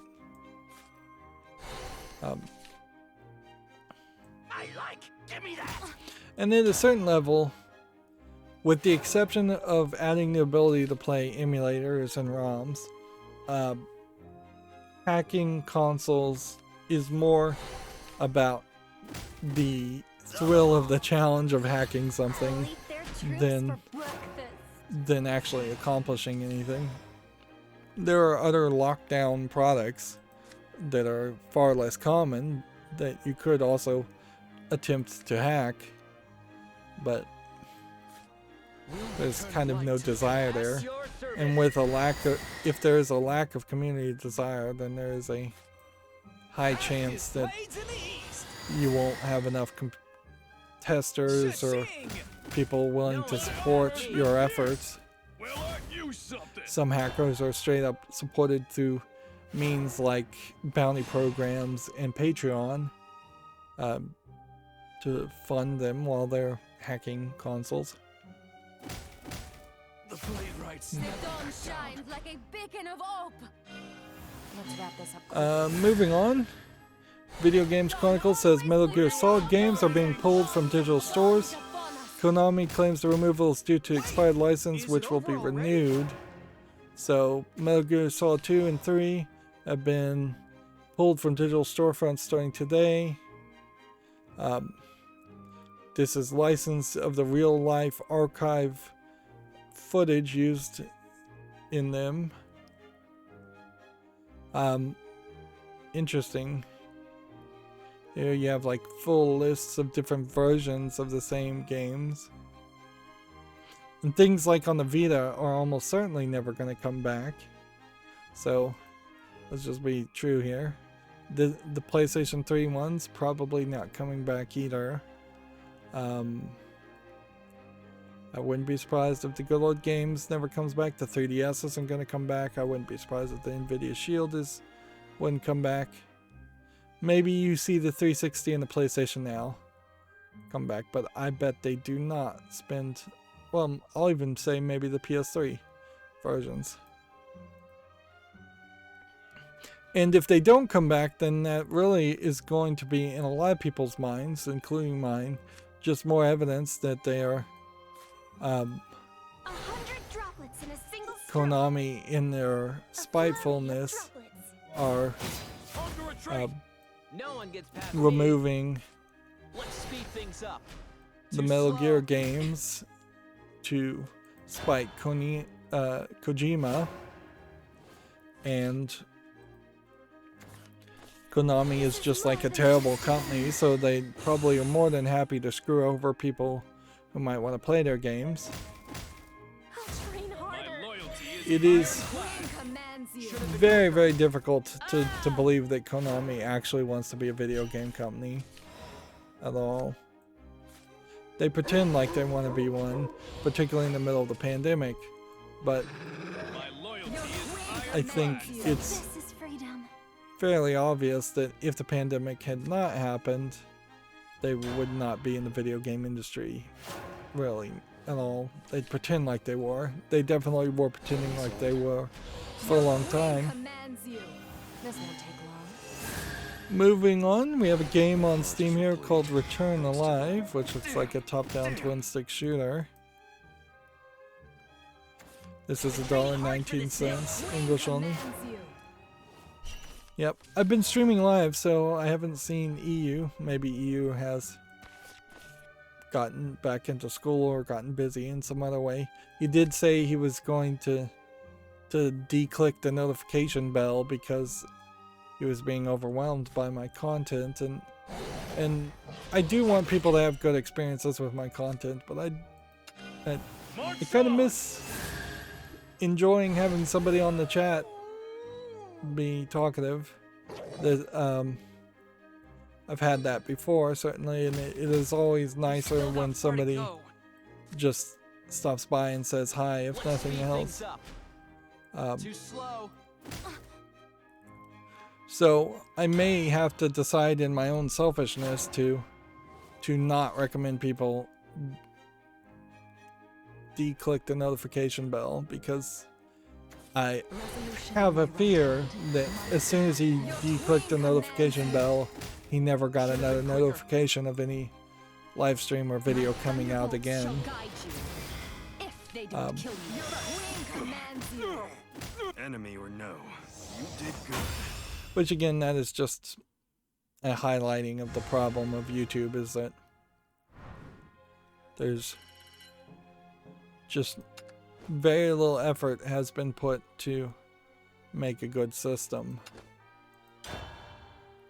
and make a successful system as far as notifying people and getting videos out in front of people. And the stakes are incredibly high on YouTube compared to something like Twitter and Facebook. Like, if you put out a tweet, you've got 240, 280 characters at most on that tweet, and usually it's just a link to an article that you could retweet later. If somebody misses that, you've only put a little bit of effort into it. If you put out a 3-hour live stream and everybody misses that, that's 3 hours of your life you're not getting back. And YouTube, compared to something like Facebook or Twitter, has no real algorithm that is trying to present older content to people. It's for at least small time content creators. I get presented old videos I've already watched a lot on the suggested tab on YouTube, but it's the same big videos that have already gotten millions of views, and ones that even I've watched at least once. Do not seek what is not there. Moving on, we have a game on Steam here called Head Pain, which doesn't look like anything really that interesting. An infinite runner that sometimes turns into a side-scroll platformer. Weird. $1.79 English Russian. Here we have a game called Purify, which doesn't look any better as far as visuals. Nope. $5.99 English and Japanese. Here we have Gear of Glass, Eolong's War, which looks like it's a visual novel, and somebody is actually trying to animate things, but then they're kind of zooming out, so you're not even seeing them that much. It's $22.49. It's Russian only, no English language, which is helpful because then I can just immediately dismiss it. Otherwise I would have had to put it on the fall list. I didn't really want to. Here we have Timmy the Tiger's Big Adventure, which looks like it's just an RPG maker game. $1.99 English only. Here we have a game called Give Me More Pills, which doesn't look like anything. It looks like it's a joke, like Goat Simulator clone with less polish. $1.19 English, Portuguese, and Portuguese Brazil languages.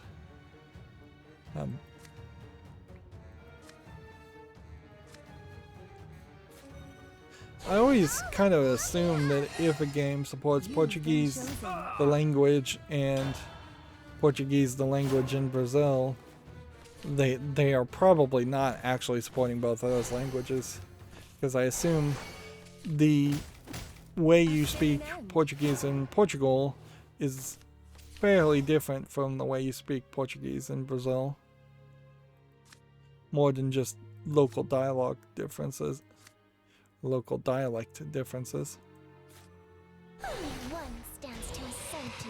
The night begins. Here we have a game on Steam called Dark Effigy, which just looks like a low effort dark screenshot asset flip horror game. $1.99 English only. Here we have a game called Jump Fork, which is one of these physics games, although it's kind of more like a co-op game, I would say, than anything else. Or I Am Bread game is probably a great example.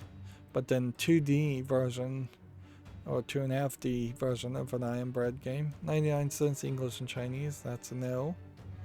Here we have a game called Bubble Hunt, which we can also dismiss. $2.59 English only. Let's see.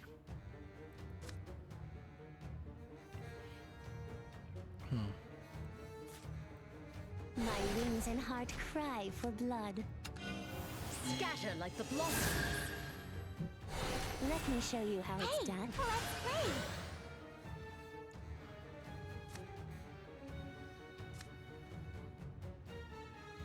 Guess we'll do this.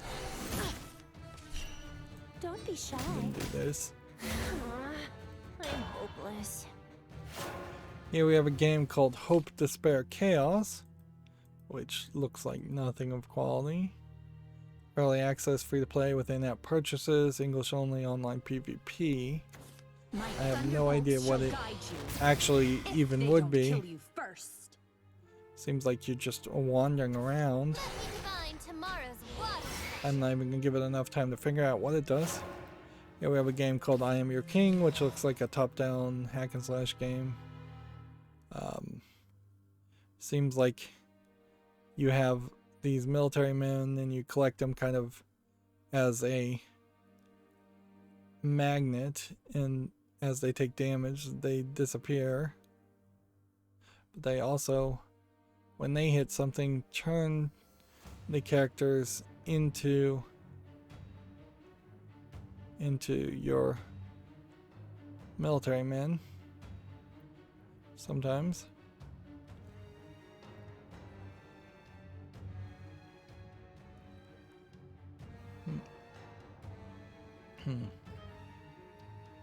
Yeah, I don't think there's quite enough game there for that to matter though. $3.19 English only. Let's see. 2 + 2.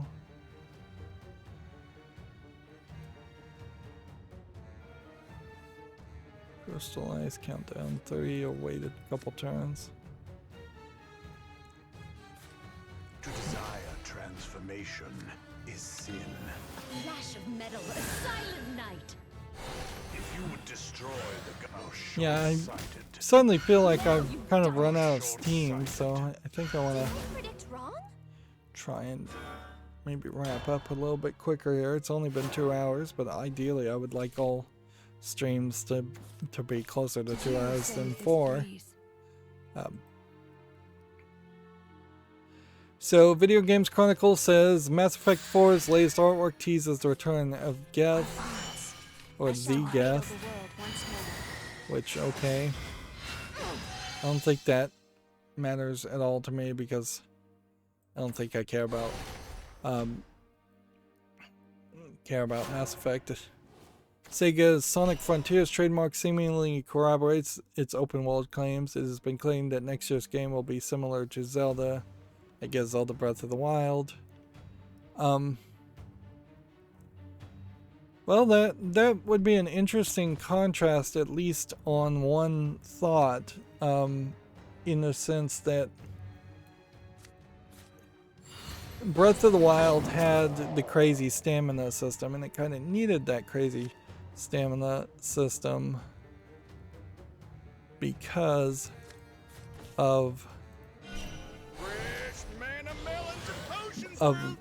the way the puzzles were designed and everything. Like, otherwise you could just kind of fly everywhere with the different abilities.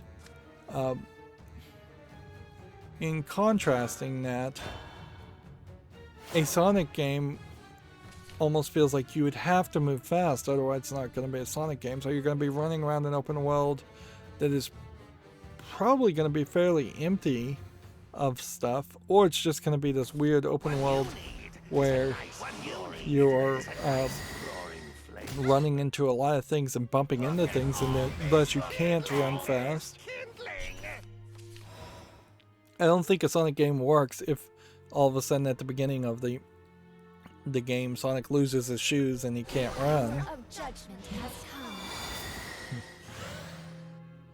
It could easily be a case where there's an open world where you can run around and it's fairly empty, and then you get into specific regions and then it becomes a 2.5D side-scroll platformer. And then that definitely gets back into the idea.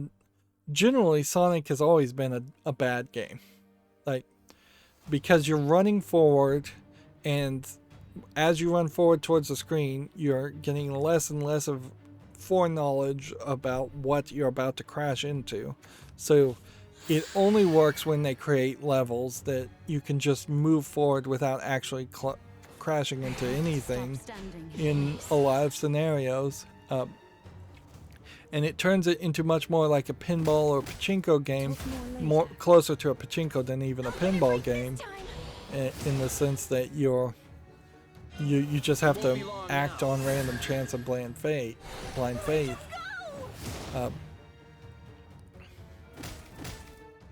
So a open world game, maybe you could be more of a first person perspective, and because of that first person perspective you can see far in the distance and run a little bit more, but still the world would have to be fairly empty. We have seen some fan-made open world 3D games, so there has been some attempt to something like that.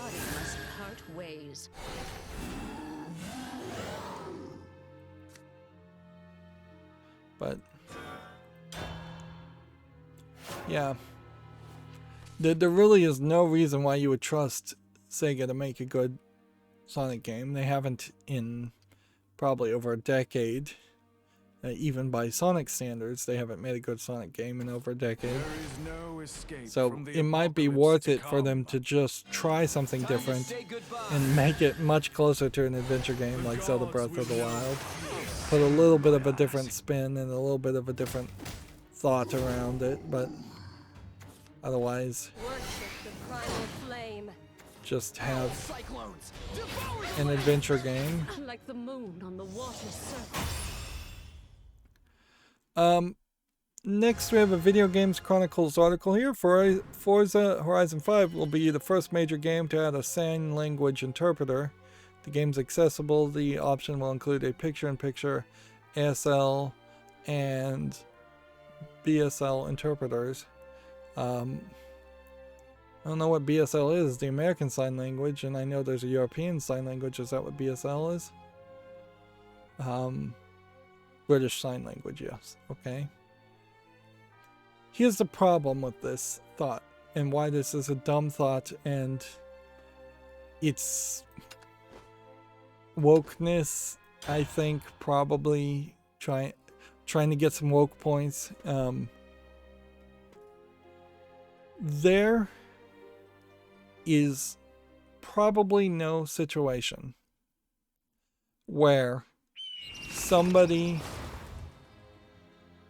who is supposed to be of the age to play Forza Horizon 5, or frankly anybody that is probably of the right age to play any game at all. Like, there are very few games out there that are designed for kids who can't read at least a decent level for the age range of that game. So if it was an E for everyone game, then maybe there's very little text, but there's things like cat, hat, dog, E for everyone.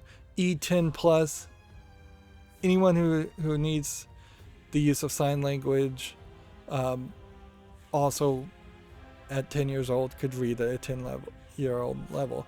It's not like sign language is easier for people to learn or understand. If anything, it's harder for people to understand.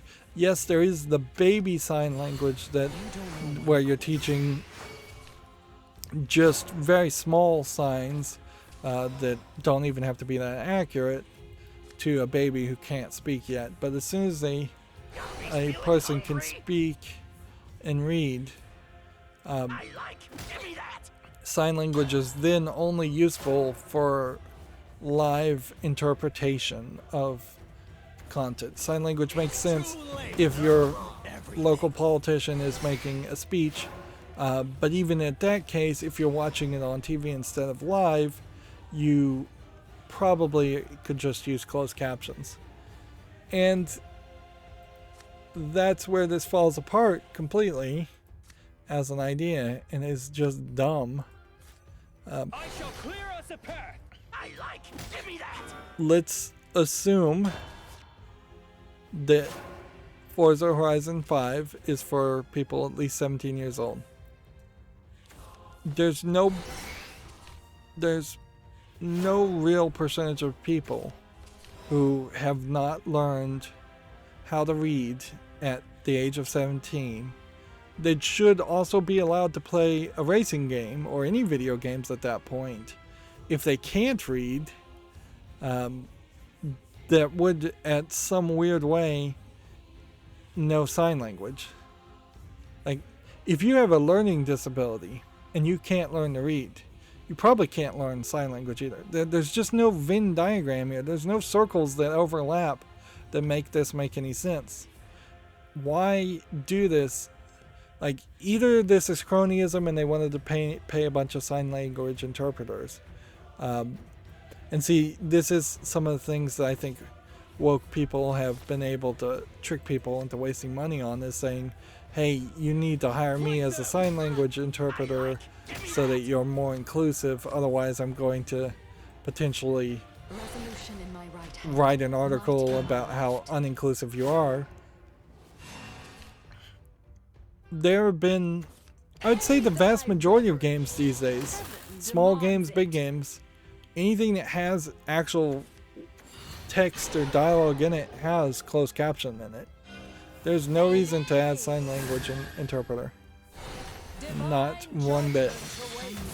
This is basically speaking Swahili or speaking Esperanto when you could just type it in English, because it is a completely different language that you then have to translate back while in the middle of paying attention to a game. And so think about also, I'm not just trying to be a contrarian here, there really is no logic to this. Think about what your actual experience while playing Forza would be. Like, if you are driving along and speeding along and you need to put all of your focus on driving,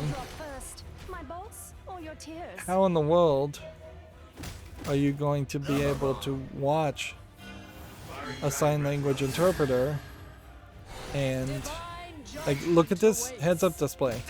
You put a sign language interpreter here, it's going to drag your face away from looking at these cars and avoiding collisions, which is quite a bit of collisions here in this game. It's going to take up your map. It's going to take up your speedometer. You're already being asked to look at a bunch of stuff. Like your lap times, your positions. There's something in every corner here. Arguably, maybe they should bring down lap times and positions and just bring everything down to the lower part of the screen. And that's an argument for better heads-up display.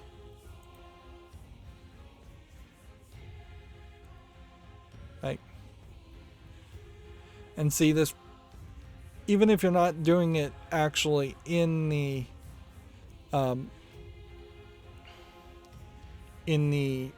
conversations, in the actual gameplay, and you're just doing it in the cutscenes, there's kind of no need for it.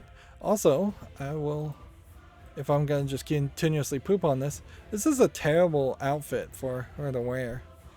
Like, a pure white shirt, pure black shirt, any pure color would make a lot more sense, so you could see the hands contrasting, because there is just this possibility that you're going to put your hand behind this black part and it's going to disappear. And, like, there's already closed captions here. Like, they have closed captions below the top and bottom banner for a cutscene, which that would be ideally where you want to close captions. And see, generally, I would say if it's something that's not on by default, if it's not forced upon you, I wouldn't care about it. But I think you're going too far at this point, and you're wasting money. Money that could have been better used to probably make the game run better or look better, and help a lot more people. But yeah, generally I would say if there was a single person helped by these changes, I would want to keep it. But in this case, I think they're wasting resources. But I'll leave it at that, and we'll do a YouTube thing and say, hey, let me know in the comments if you feel differently, or if you can think of a scenario where that makes more sense. I really don't, though. I think if somebody had a mental disability where they were not able to read at the level that a ESRB age 17 game is written at, if you just have such a mental disability that you can't read basically at all by young adult standards, then you probably shouldn't be playing video games at all. And I don't feel like I need more beer. More anything gets fixed. Well, we'll do this, this, and this. How's that? And then The this. uncharted desert awaits. And Die, cretin. I have done the gods' bidding. March on! I played this wrong. What do we have Could have here? won. I have done the gods' bidding. Well, might be able to survive one more turn, but probably Black not. as these skies. Firing dragon breath runs. You want the world? Then come and get it. Best of luck to you. Enemy or no, you did Yeah. good.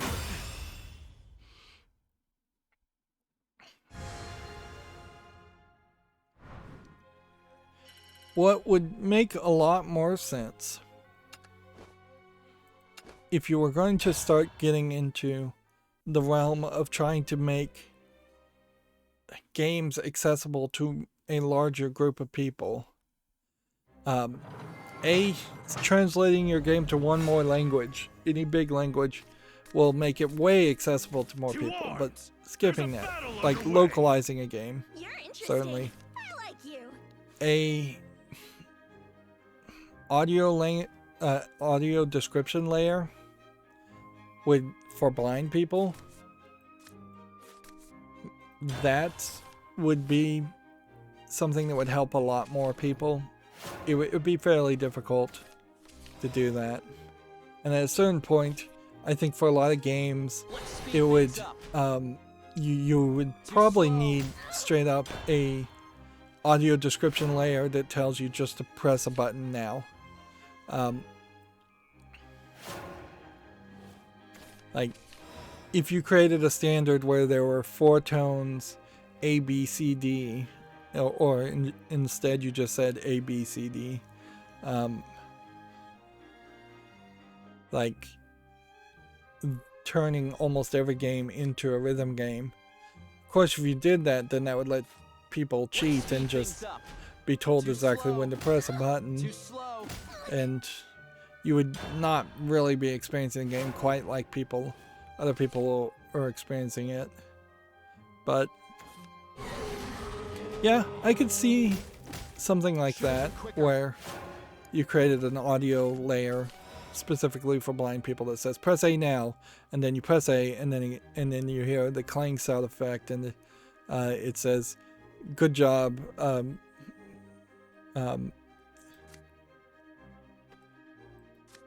you just did 10 damage, or you just defeated an enemy. You would very much have to make something very custom Too slow. per what kind of game that was. But yeah, bringing in blind people to be able to play regular games has been always the desire with very little success.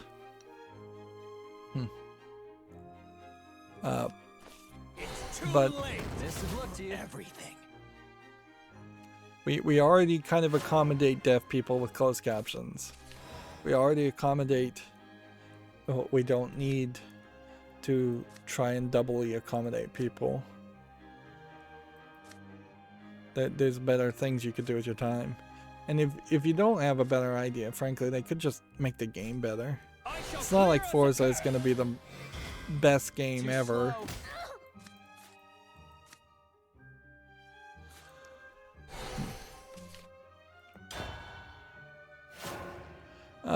Moving on, Video Games Chronicle says DRM Chaos left major PC games briefly unplayable this week.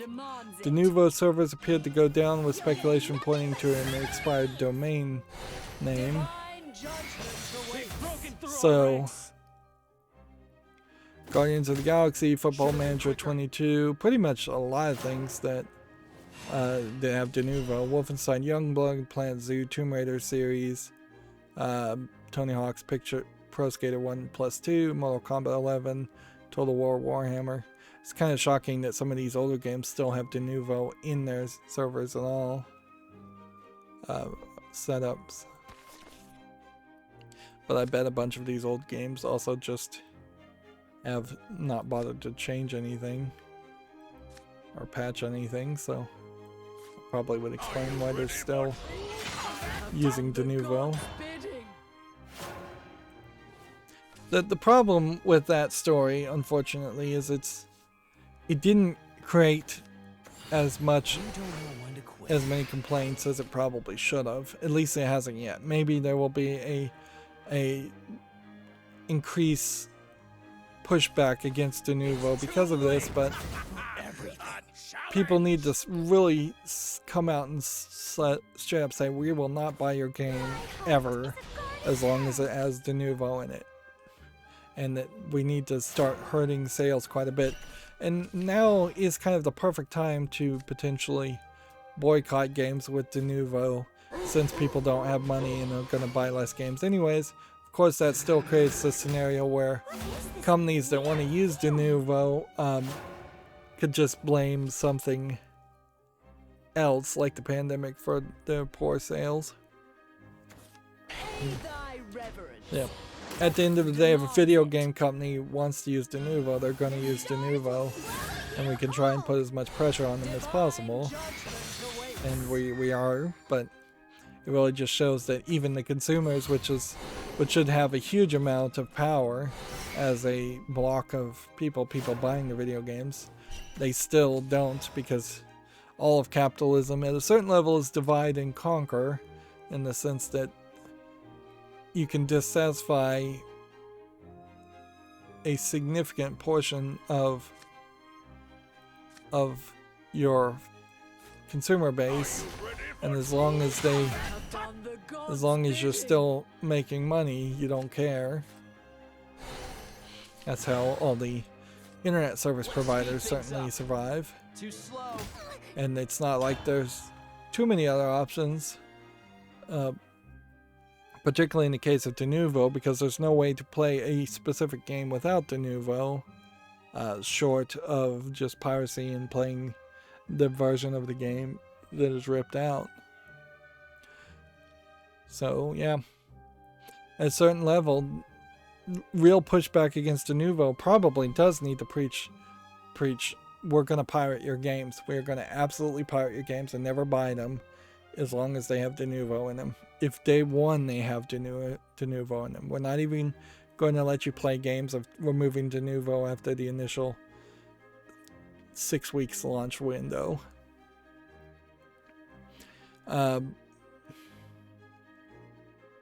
Video Games Chronicle has an article. Nintendo of America has announced its Black Friday 2021 deals, including a Mario 8 Collects Deluxe hardware bundle and software promotions. I assume this would be just buying it from their own website, which, how many people really buy Nintendo's from Nintendo of America's website? Oh, and next time. Mario Kart hardware bundle is seems to be the Mario Kart Live home circuit bundle. Looking at this picture. But why would you buy that instead of the OLED version? General, Like, we destroyed you now have this situation. Well, I guess if you're a parent and you can't get access to the OLED version, which there's a high chance of that being the case, you probably then would want to just get a bundle. I'm not sure your best deal is going to be Nintendo of America, even though they are the direct manufacturer, where you probably would be better off getting a used Switch through something like GameStop or Friends and Family, something along that line. Moving on, Video Games Chronicles says Elden Ring's performance modes have been confirmed. Ray tracing is coming via patch. I'm not super interested in Elden Ring at the moment, so I'm going to leave it at that. And then Deathloop's director has been appointed as the new head of Arcane Lion. Dinga Bakaba is now in charge. Previously it was Rom Uald Capron.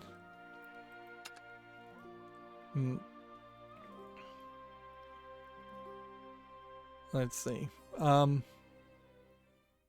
At the end of the day, I don't think it really affects my opinion on Deathloop or Arcane much that they're shuffling people around.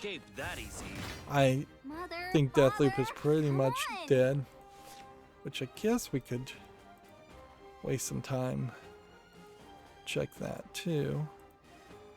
Deathloop on Steam, and then click the Steam database. Seriously. Click all of the things that have a bus on it. Is that a bus? No, that's a train. Is that a bus? No, that looks like a train or a mobile home.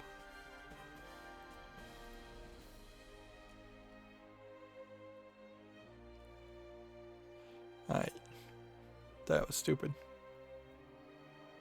So, right now there are 989 people in game, and remember Deathloop is a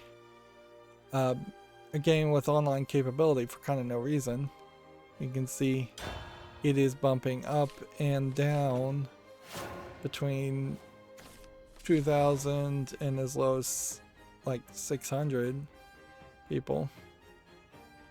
And 6-month scale.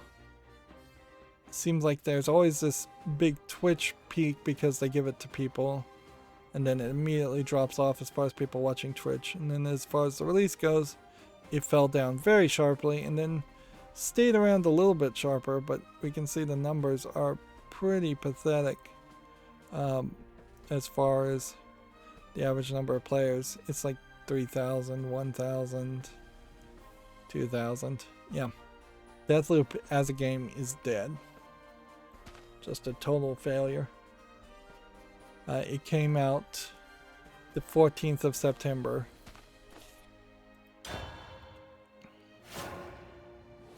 To a certain level. Does that mean something to me?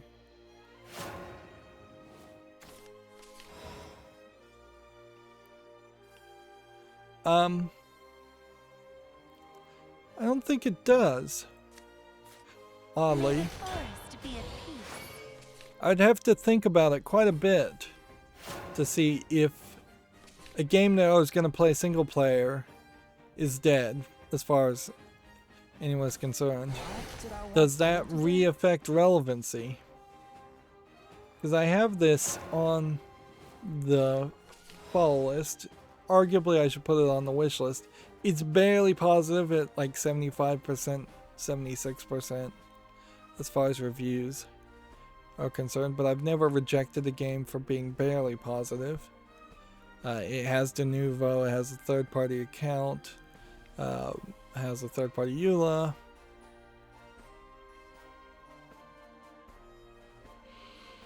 Yeah. Logically, right now, I should put this on the wish list if I'm following my old rules. But I do need to think about potentially revising my rules and saying, hey, if this game never had an all-time peak of players below a certain number, should I consider that? If the peak today is a really small number, should I consider that?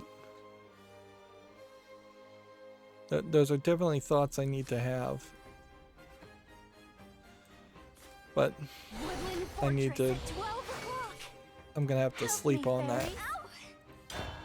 Because there is a massive amount of games on my wish list that would not follow those rules. It would be a whole new standard to reevaluate everything to say, hey, this game never had more than 100 people. And there definitely are some small independent games I want to cover that very well may have never had more than 1,000 people play it in its entire lifetime. And I don't want to just cover I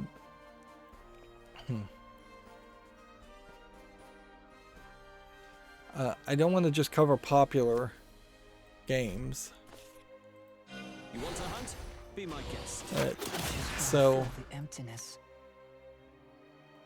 Gotta report this. that's another thing to certainly consider, is that even if a game is irrelevant, it might be artistically interesting enough that I should highlight it and try and get more people to play it, not just reject it as being a cynical YouTuber who just wants to play. And yeah, I'm not very much of a cynical YouTuber who just wants to play the biggest and most popular games and try and get the most views off of that. A lot of YouTubers and content creators in general are like that, and that's something I try very hard to avoid. But when it runs into a scenario, and almost certainly I would have to make a rule like this, is that if it is a AAA game made from a AAA publisher and it's dead, it probably should be rejected if it's dead. We should have potentially two sets of rules. Like if a game has been given every opportunity to be successful, lots of advertisement and push, and mainstream video game journalists covering it and talking about it, like Deathloop was covered and talked about ad nauseum. Return to the earth. And it still fails. That's a different situation.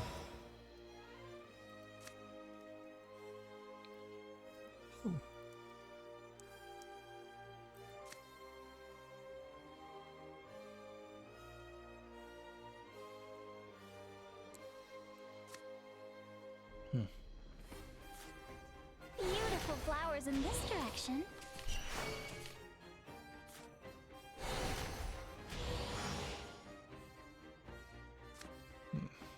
Help me, fairy.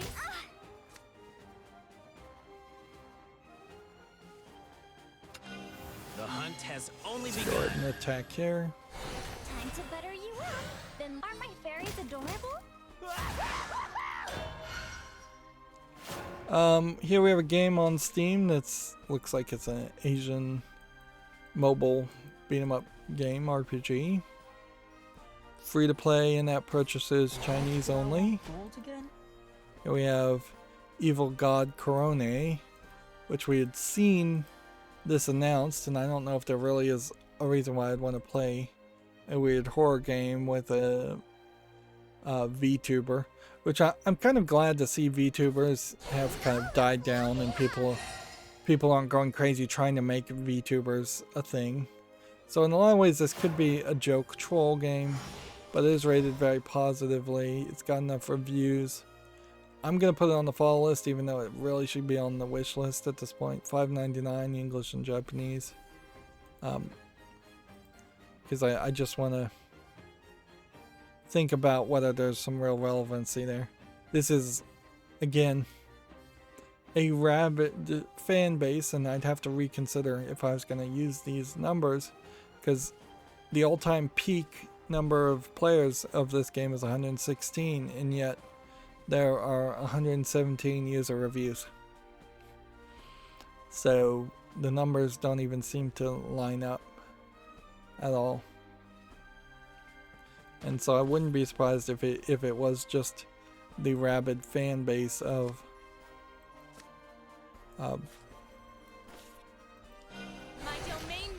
Corone fans reviewing the game positively without actually playing it or actually being critical. I'll strike true. Oh, fluffle cakes. Okay.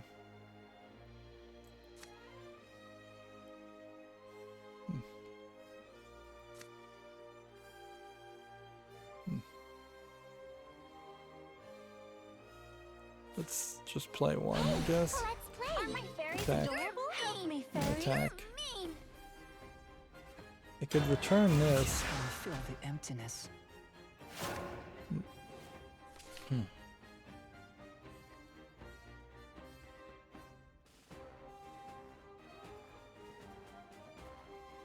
Welcome back to the land of the living. But make it fashion. Countdown 1. You're pretty good.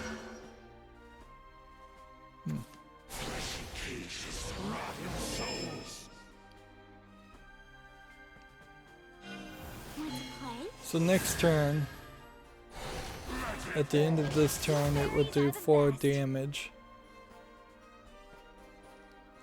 Okay, I think we can possibly pull that off. I'm gonna rest for a bit.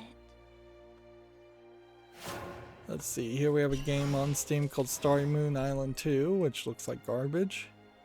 Free with a lot of DLC. English allegedly full audio. Here we have a game called Knockout Pool, which doesn't look much like pool even. Sort of like pool. Looks like nothing of interest. $6.99 English only, way too expensive for what it's looks like. Okay.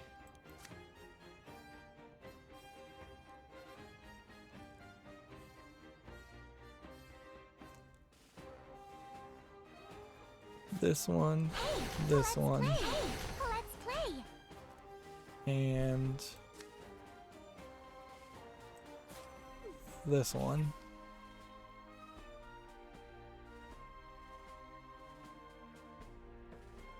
Let my melody set your wings free. Yeah. Attack, Yeah. attack, and attack. Mean.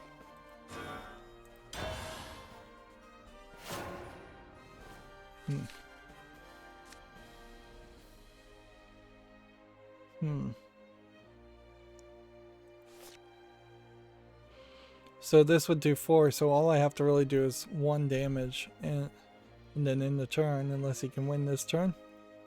Here we have a game on Steam called Stella's Spiky Dream, which doesn't look nicely animated. Looks like a frustration precision platformer.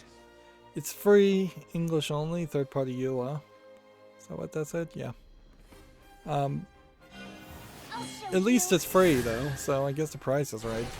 Or something like that. The last note fades. Here we have the game of squids, the ultimate parody game, which just looks like a low-effort, quick troll of Squid Game. Doesn't even look anything really like Squid Game. $2.99, whole bunch of languages, allegedly English full audio. I question if it really supports those many languages. I haven't seen anything other than just like the thumbnail of Squid Game, so I also have no idea what Squid Game looks like beyond the hide and seek scene. But from what is displayed in the trailer and the thumbnail, I kind of assume that's the same thing.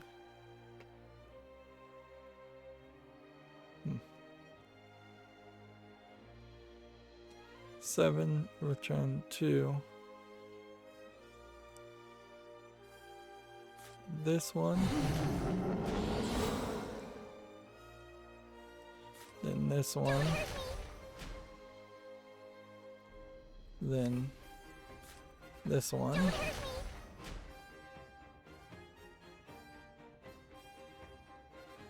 How did that not do 4 damage?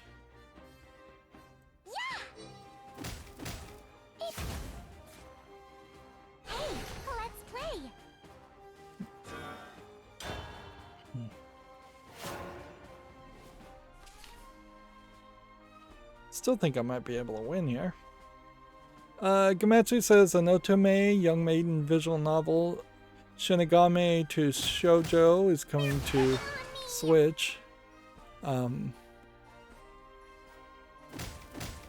Which, trying to remember what "to" in Japanese means. Yeah, I don't think it means "to" as in English. No means the. So, "to" might just mean "to." So my assumption is the guy is a Shinigami, a demon, basically, a death god. And Shoujo. Well, it might be actually that the girl is the death god, and the guy is the Shoujo.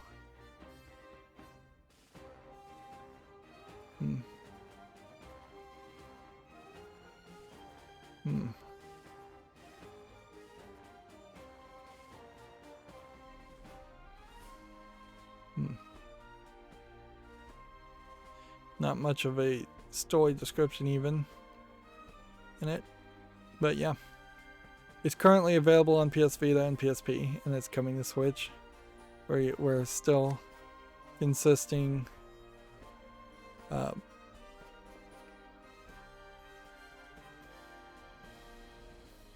we're still fairly consistently running into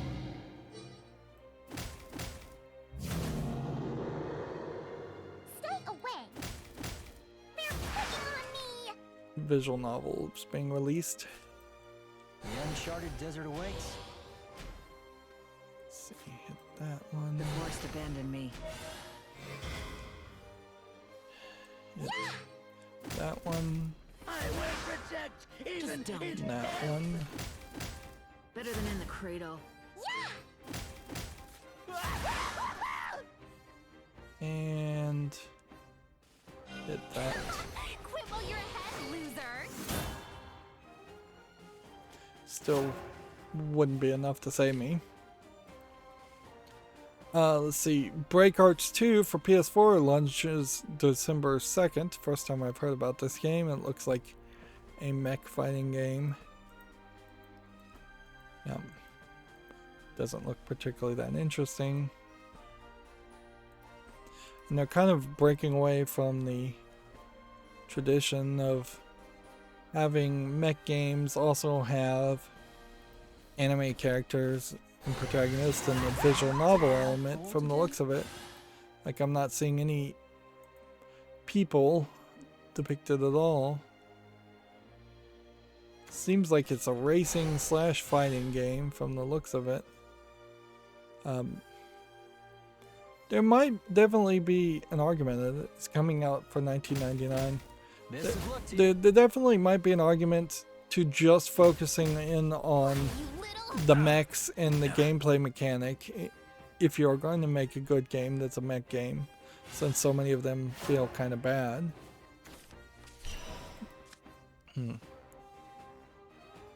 1 damage, then 2 damage.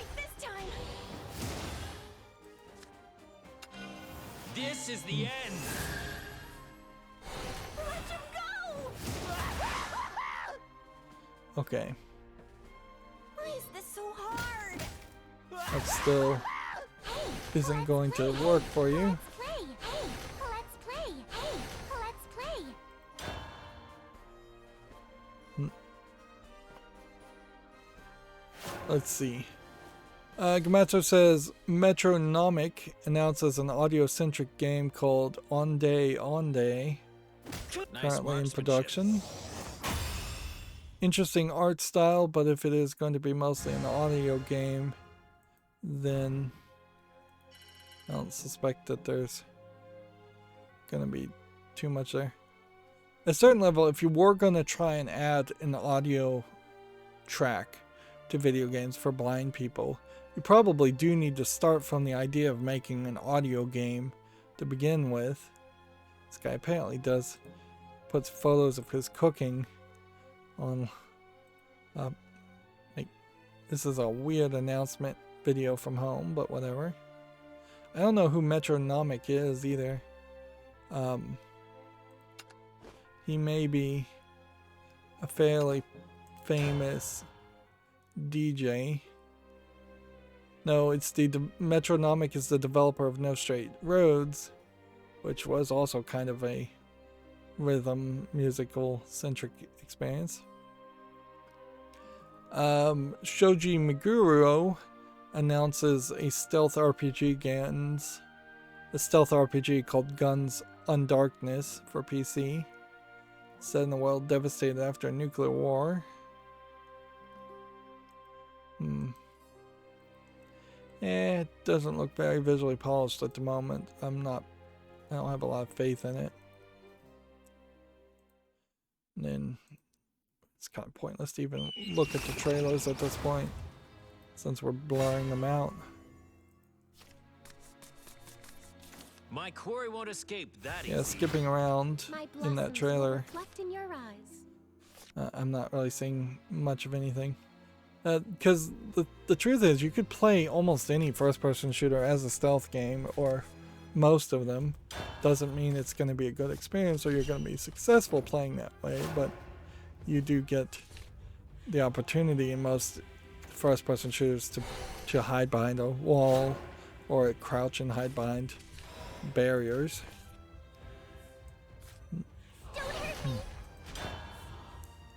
A game called OU has been delayed to 2022, and they released their second trailer. Honestly, at this point, a lot of game companies seem to make it very standard to announce a game and then have a delay announcement in which they're just going to put out another trailer. Which I really feel like the Japanese would do a lot better to just not announce release dates until they really are ready. And see, this feels like a Japanese game, but it also feels like it may have a Spanish artist or something, Spanish language in here, because they're translating it to Spanish. And the game looks slightly interesting, but it's fairly hard to be interested in the game that you just announced was delayed. Don't hurt me. Stay away.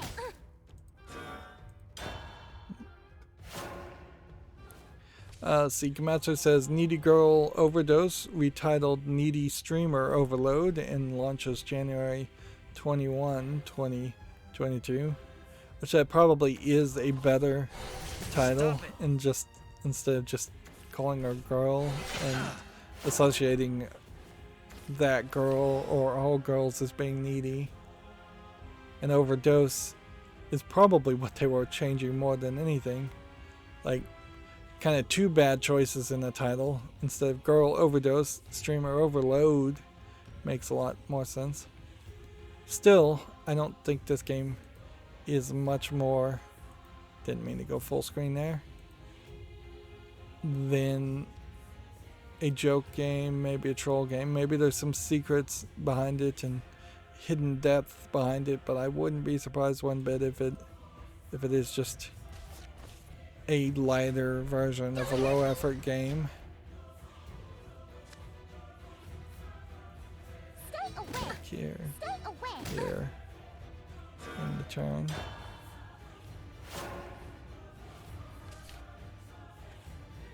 Let's see.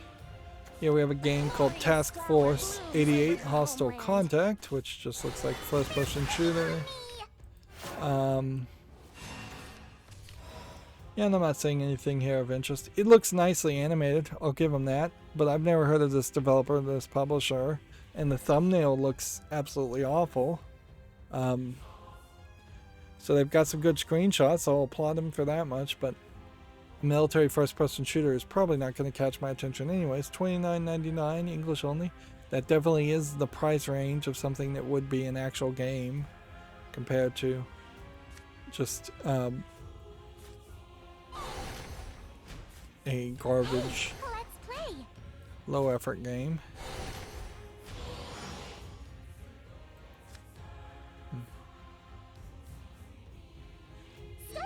Let's see, hit this.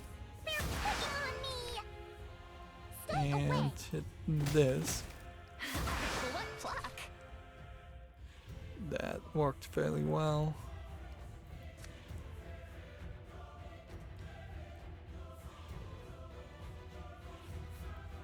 And yeah, we'll just end the turn here. Yeah, we have a game on Steam called Hello World, which is looks like not much of anything. Kind of an artsy Asian, I think, platformer, puzzler, adventure game. I'm not sure. English is not supported though. Chinese only. English only. I mean Chinese only. It says it has English subtitles, but I don't believe it. It doesn't have English interface.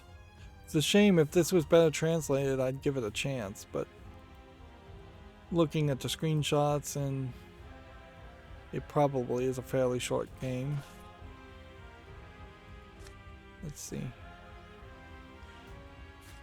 Put that on the field. Flying out of the woods. And then put that on the field. There's a chance for a grand slam. And then end the turn. Here we have a game that's all Asian characters. Looks like it's just a match 3 game. Free with in-app purchases, Chinese only. Goodbye is inevitable. Here we have a game called Dead Farewell, Event, Iolani. I'll lay a which flower looks in like your it's path. probably asset flips with some I dark could screenshot get syndrome. used to this rain. Yeah. I don't think there's enough polish here. 1359 third-party account. English allegedly full audio. Here we have Annie leaving Sirius, which yeah, I don't think there's enough polish here either. $9.59 English, allegedly full audio. Right.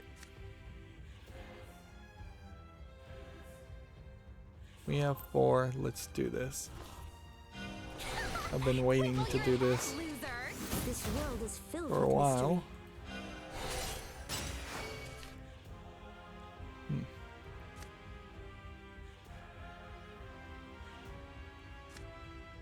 mystery. Let's Hey, let's play. go ahead and fill up our field. Play. Hey, let's play. End the turn.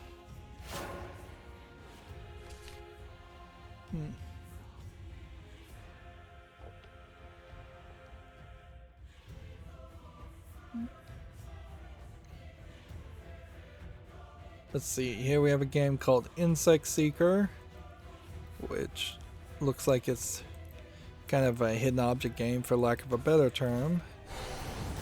Early access, $7.19, several languages.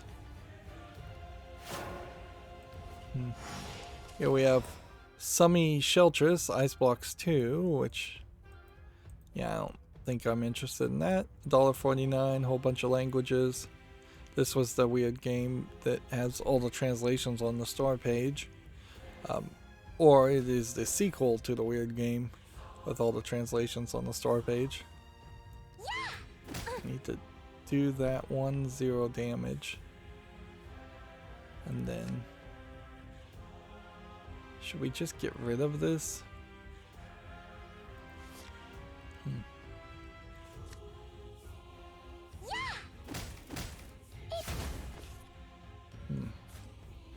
The uncharted desert awaits. Let's see. You gonna cry? Why, you little?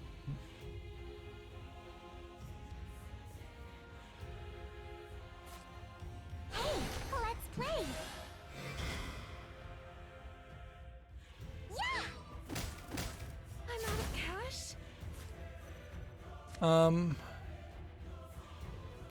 I think at this point, probably just want to leave this here.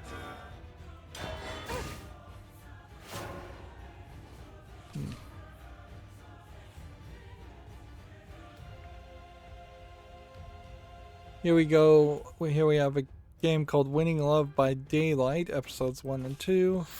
And this looks like somebody really is trying to animate something here as a visual novel.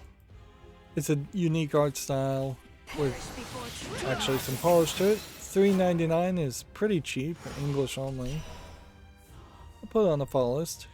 It is really just a matter of relevancy and how many visual novels I would want to cover and play. This whirlwind is my anger incarnate. 6. Give him back. Why didn't I evolve and attack to do more damage? That was dumb.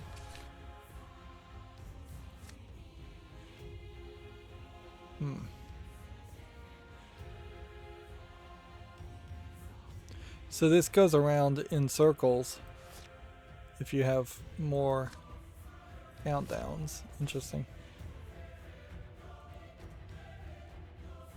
Well, this next game, the very first screenshot I landed on is of a topless lady in the screenshot, and here's another topless lady, same lady. Stop it. Enough of this indulgence. It's called Pluvia, Pluvia, episode 1, and it's a visual novel, and yet I think it's probably really just a asset flip showing off this topless African or Egyptian lady from the looks of it. And she looks nice, and there's 2 guy characters also shown who are not topless or naked. But the whole thing has the feel of somebody attempting to make like a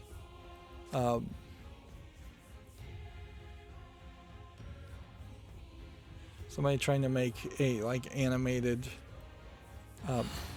porn. Hey, let's play.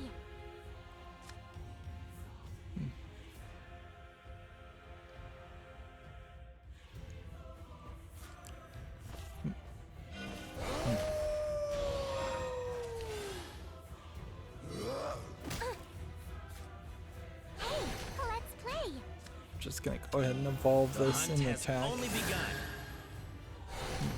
So sparkly. Yeah. This world is filled with mystery. Yep, and Steam still definitely has this problem in which the screenshots are not being monitored and there's no consistent ruling being enforced as far as whether screenshots should allow someone to be topless.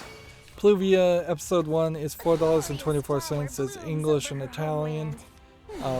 Yeah, and maybe by Italian European standards being topless is not a big deal, but you're marketing to the whole world, and we need to, and basically you're marketing to the United States because Valve and Steam's servers are mostly in the United States. So you probably should censor and blur those for the screenshot for the advertisements. For the actual game, I don't mind them being uncensored, and I don't mind you making it very obvious that they will be uncensored in the game. Let's play. You doing this?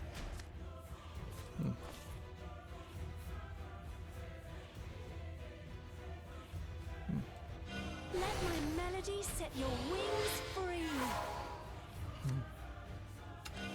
I won't let you get away. The wind shall carry. Listen to my song. Let's hit this one You won't hold me back. and this one. What pluck? Next we have a game on Steam called Resurs, which kind of looks like they're trying to make a flat 2D version of Control looking at this thumbnail, but the actual experience is more of a flat 2D platformer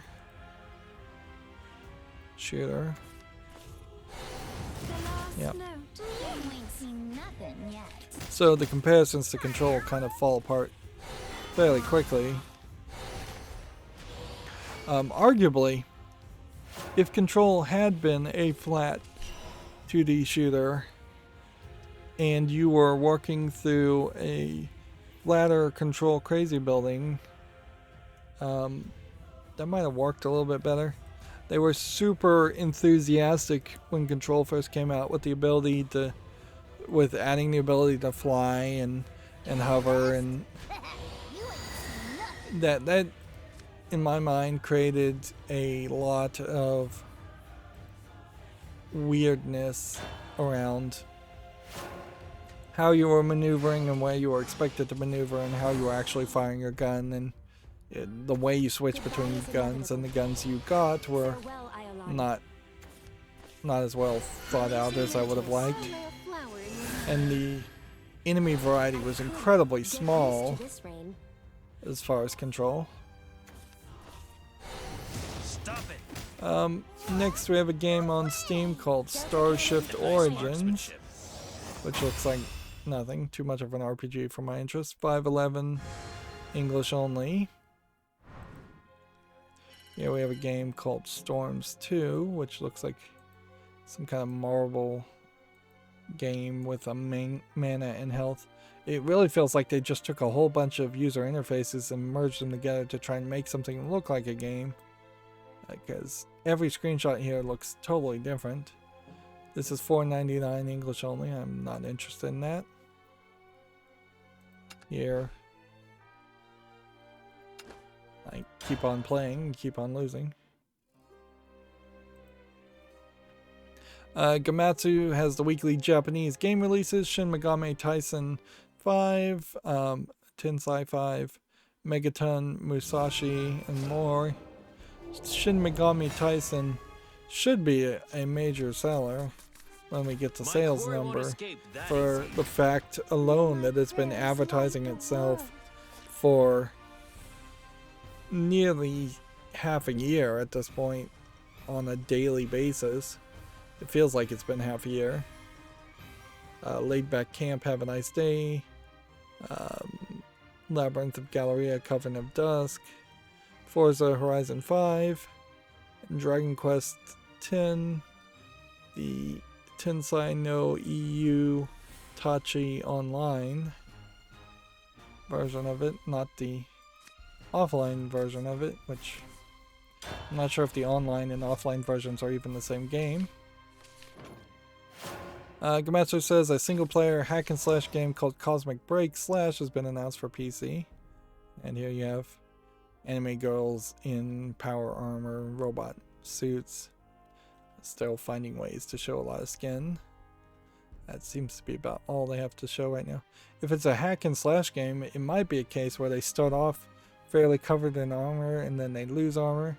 Although at a certain point that then just makes the players want to lose so that they can see their own character lose armor. Let's see. Gamatsu has Horizon Forbidden West developer blog with new machines and returning foes with increased lethality. Which, okay, good to know. I don't think I need to actually listen to the dev blog to get the general gist there of, yes, I want new machines and returning foes in any game, or new enemies and returning enemies in any new game. Got a free victory there.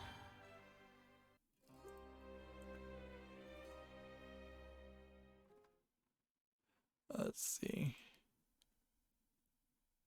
A game called Lies of P has been announced. And that's pretty much all we have to say about it at the moment. For my family.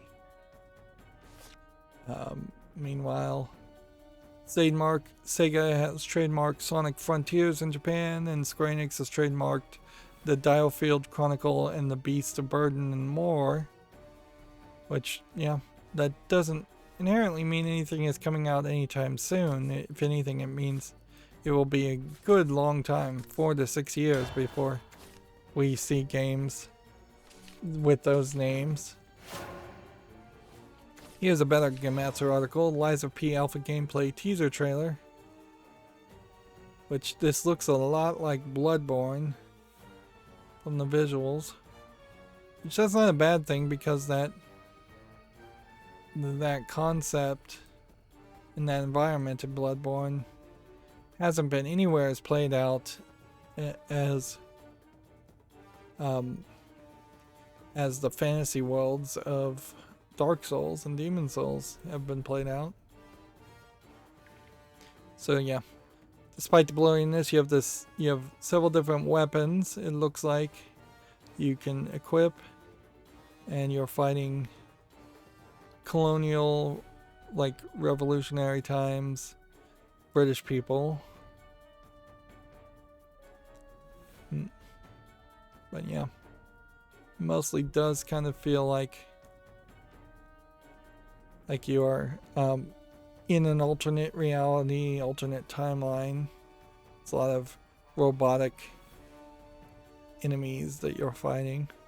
They may have announced this. This might be that game I saw a slight announcement for a few months ago. That's always the problem, though, is that it's very easy to confuse one announcement for another because they tend to really overlap in ideas and steal ideas.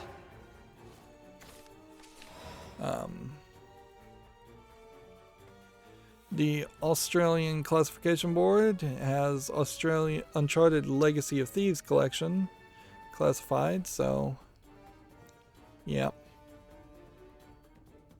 that probably means it's coming out.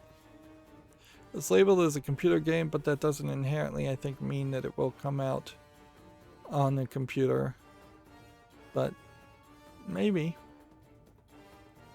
that's the hint here. I forgot the tweet that was connected to this as to why I have it opened.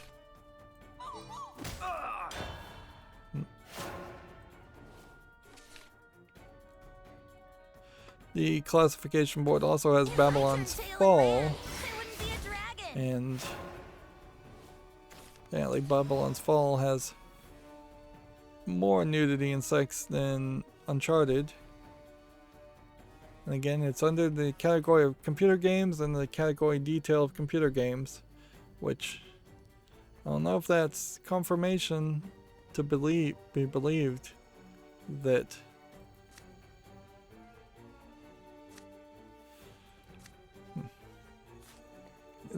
Babylon's Fall and the Uncharted collection are going to come out to PC. I'll be back for round 2.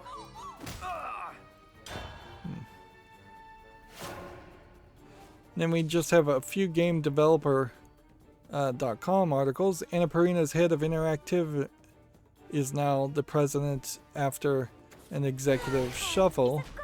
Deborah Mars and former Cappy Games boss Nathan Val are now the bosses of the interactive division. So it seems like we heard a different announcement a few days ago, but maybe I'm just misremembering it.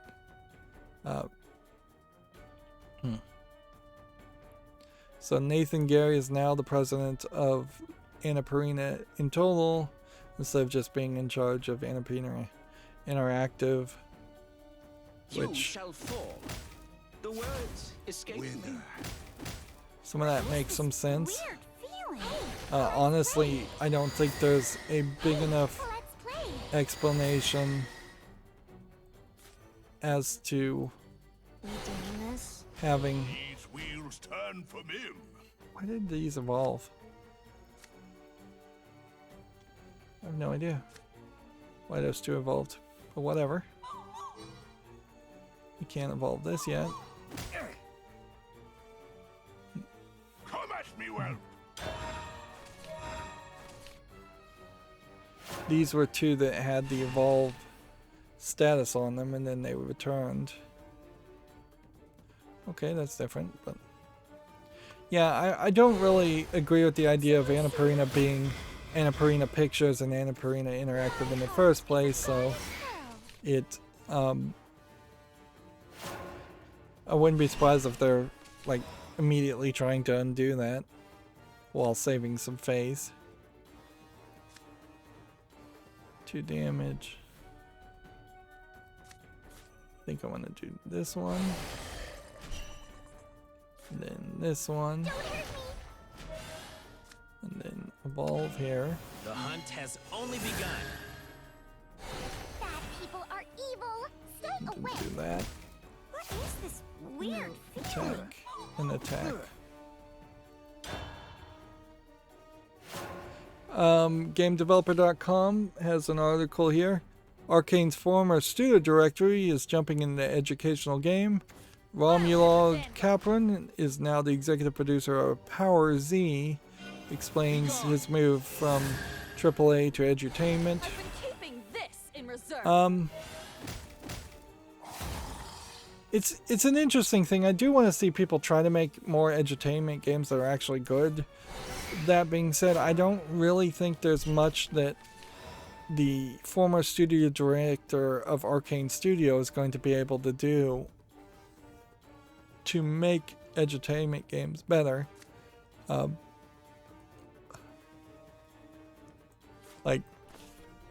Because Arcane is hardly known for making educational games. Finish the job. Hey, let's play. Let's see. Do we want to evolve anything?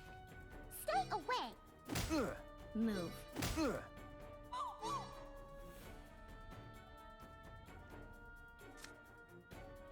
I'm just going to hold on to the evolve. We're either going to win next turn or not. Like, Arcane notably made the Dishonored series. It's like, I don't think they've worked on anything that would even come close. And you could theoretically make something that looked like Dishonored or Deathloop or something. Something that looked nice in a 3D environment. And then you just took out the murder aspects and the violence aspects of those games. And then you just have pretty looking walking simulators. But even at that point, Arcane games really don't even look as good as a walking simulator. Some of the better walking simulator games. So, like, in theory, a high-level manager, a director, could see any project through to the end successfully, but in actual practical application, I'm not sure I really believe that to be the case.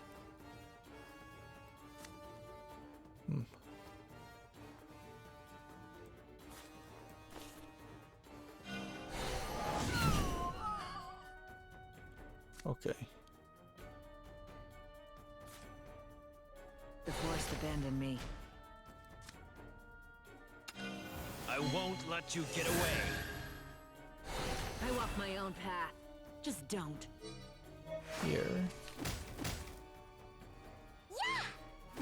There. There. Let's play. You gonna cry?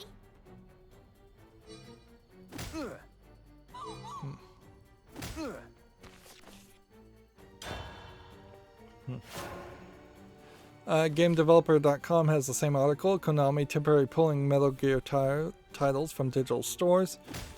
Physical versions of these games haven't been in stores for a while. Ubisoft is going to raise pay across its Canadian studios to retain key talent. Some employers are worried the wage bump will reinforce existing inequalities at the company. So even when you have like a good bit of news that frankly you might not even want to report on, because but you probably should report on it just to say good job Ubisoft.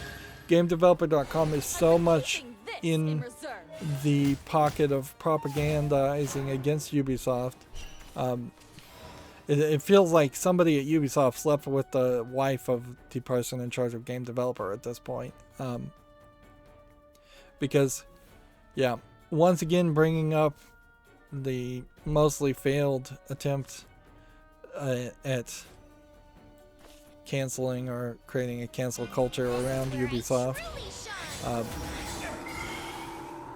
When they literally are raising the pay of employees, something that should be applauded at any case, is kind of ridiculous. And this hardly feels like a case where Ubisoft is raising the pay at the Canadian offices, the Canadian studios, to keep people happy and shut them up in the French studios and the Paris studios, their main offices, because all the complaints I've heard have been from employees in the Paris and the France offices. So unless Ubisoft is trying to slowly shift its entire business presence from being a French company to a Canadian company, which there might be something to that,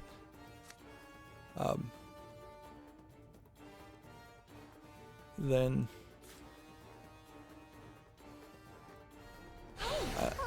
I imagine these two actions are not connected. Summon 2 fairies and give everybody clash, deal 1 damage. Doesn't matter, I'm gonna lose. Looked like I was gonna win, but I would need something that would have done 1 more damage. GameDeveloper.com has the same story. Forza Horizon 5 will include sign language support for cutscenes. Nice marksmanship.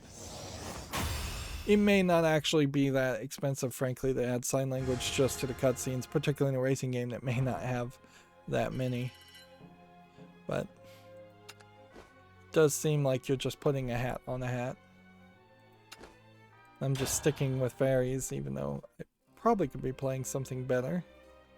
GameDeveloper.com says Sega is getting into NFTs also, which I think a lot of people, particularly people like Sega who have no idea how to make their business successful, are going to try and expand into scams like NFTs, which at this point I don't think there's any good argument to say NFTs aren't a scheme, if not a scam, at the very least. Here we have a game on Steam called Revan. I think this will be our last game, even if we have some more news to look at. We don't really have news, we just have games on Steam. This game, Revan, it's kind of colorful and nice looking, but it does kind of just look like a player versus player game. Yeah, online PvP, free to play. Doesn't seem to have any in-app purchases. Here we have a game called Dextram, which looks like nothing. $5.39 English only. Here we have No Isis 2. And then some Asian characters, which looks like it's probably some kind of horror Japanese visual novel. With the standard, like, moe, anatomically incorrect anime girl art style. Now, what's interesting here is this game seems to have gotten past that rule where Valve, or at least one Valve employee, was not letting games that had moe characters if they were in their school uniforms. This character is clearly in the school uniform, and there clearly is a subtitle, a thumbnail here of the character in the bathtub, even if you're not seeing anything. Unfortunately, this game is not English supported, it's only Chinese and Japanese.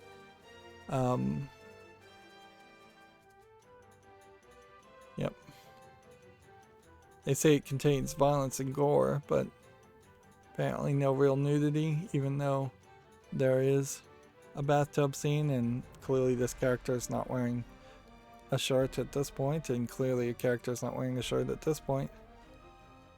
So either the standards have loosened, or that employee let one through, or something else is going on, which that rule, as how it's been enforced, and as or that it's thought to be a rule, that's some of the feedback that some publishers have gotten, is that was a rule.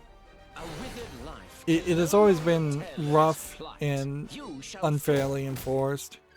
Stay away. Stay away. The anime moe art style is particularly being targeted as far as adult content on Steam, whereas that is also kind of the most popular art style in adult content. Judgment is a blessing. And Valve and Steam have been better. I haven't heard anybody recently complain about not letting their game on Steam. Quite the setback. The most recent story around censorship is Play. a very low effort game called 21 Girls coming out on Switch's eShop, and then it being completely reskinned and sold as 21 Bunnies on the PlayStation Network. The game is not worth playing in either form because it's a very low effort platformer, but yeah, the censorship story seems to have definitely all moved to the field of PlayStation versus Nintendo, with Nintendo oddly being the one that's not pro censorship.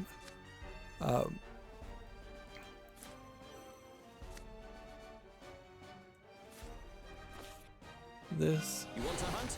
Be my guest. and then I'm just gonna evolve The this. hunt has only begun.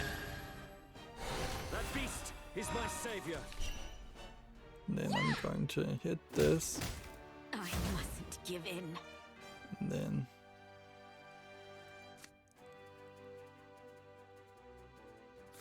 let's see, can we do this one and this one? The forest abandoned me. Yes. So we'll want to attack with this one, then that one. Here we have a game on Steam called Midnight Submersion Nightmare Horror Story, which just looks like a standard asset flip horror game.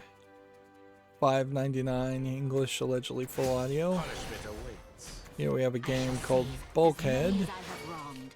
which Go away. is some kind of tower defense third-person shooter. I can't even really make out what this is. It looks like just somebody in a whole bunch of armor or fur. But looking at the screenshots, there is definitely not anything here that looks interesting. It's free, English only. It's funny they're comparing it to Hitman Absolution. I don't even know if I played Hitman Absolution. It says I have 110 hours in it. Did I cover that game and then forget it? It's very possible. It's incredibly possible that I played a game and forgot about it at this point.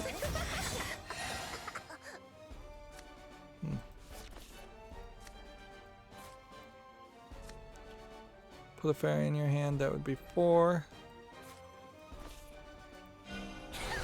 Quit while you're ahead, loser. Wither. I mustn't give in.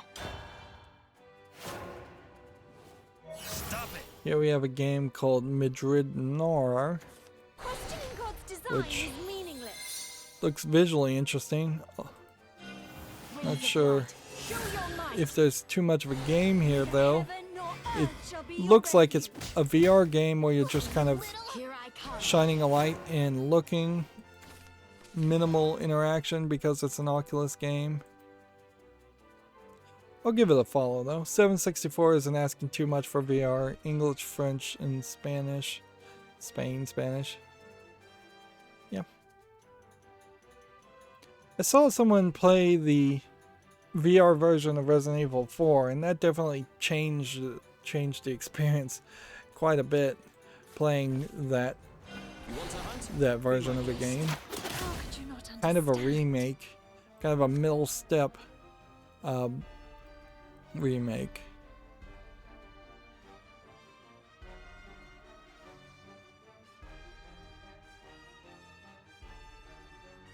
Hmm.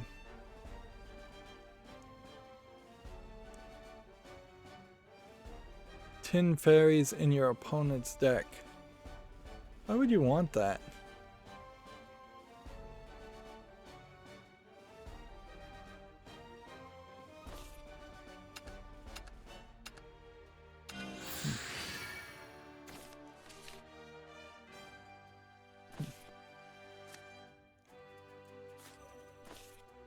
Destroy an amulet.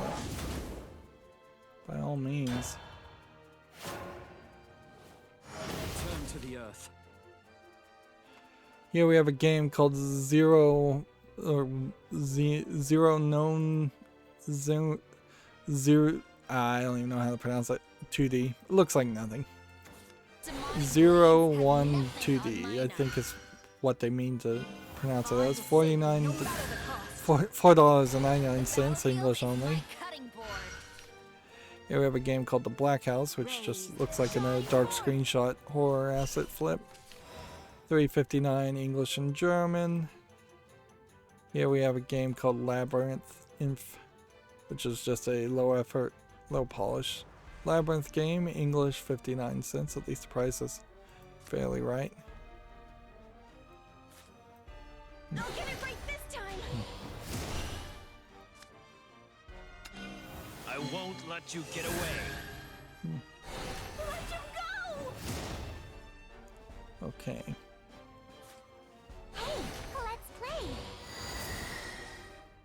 Yeah. I'll make your taste buds quiver.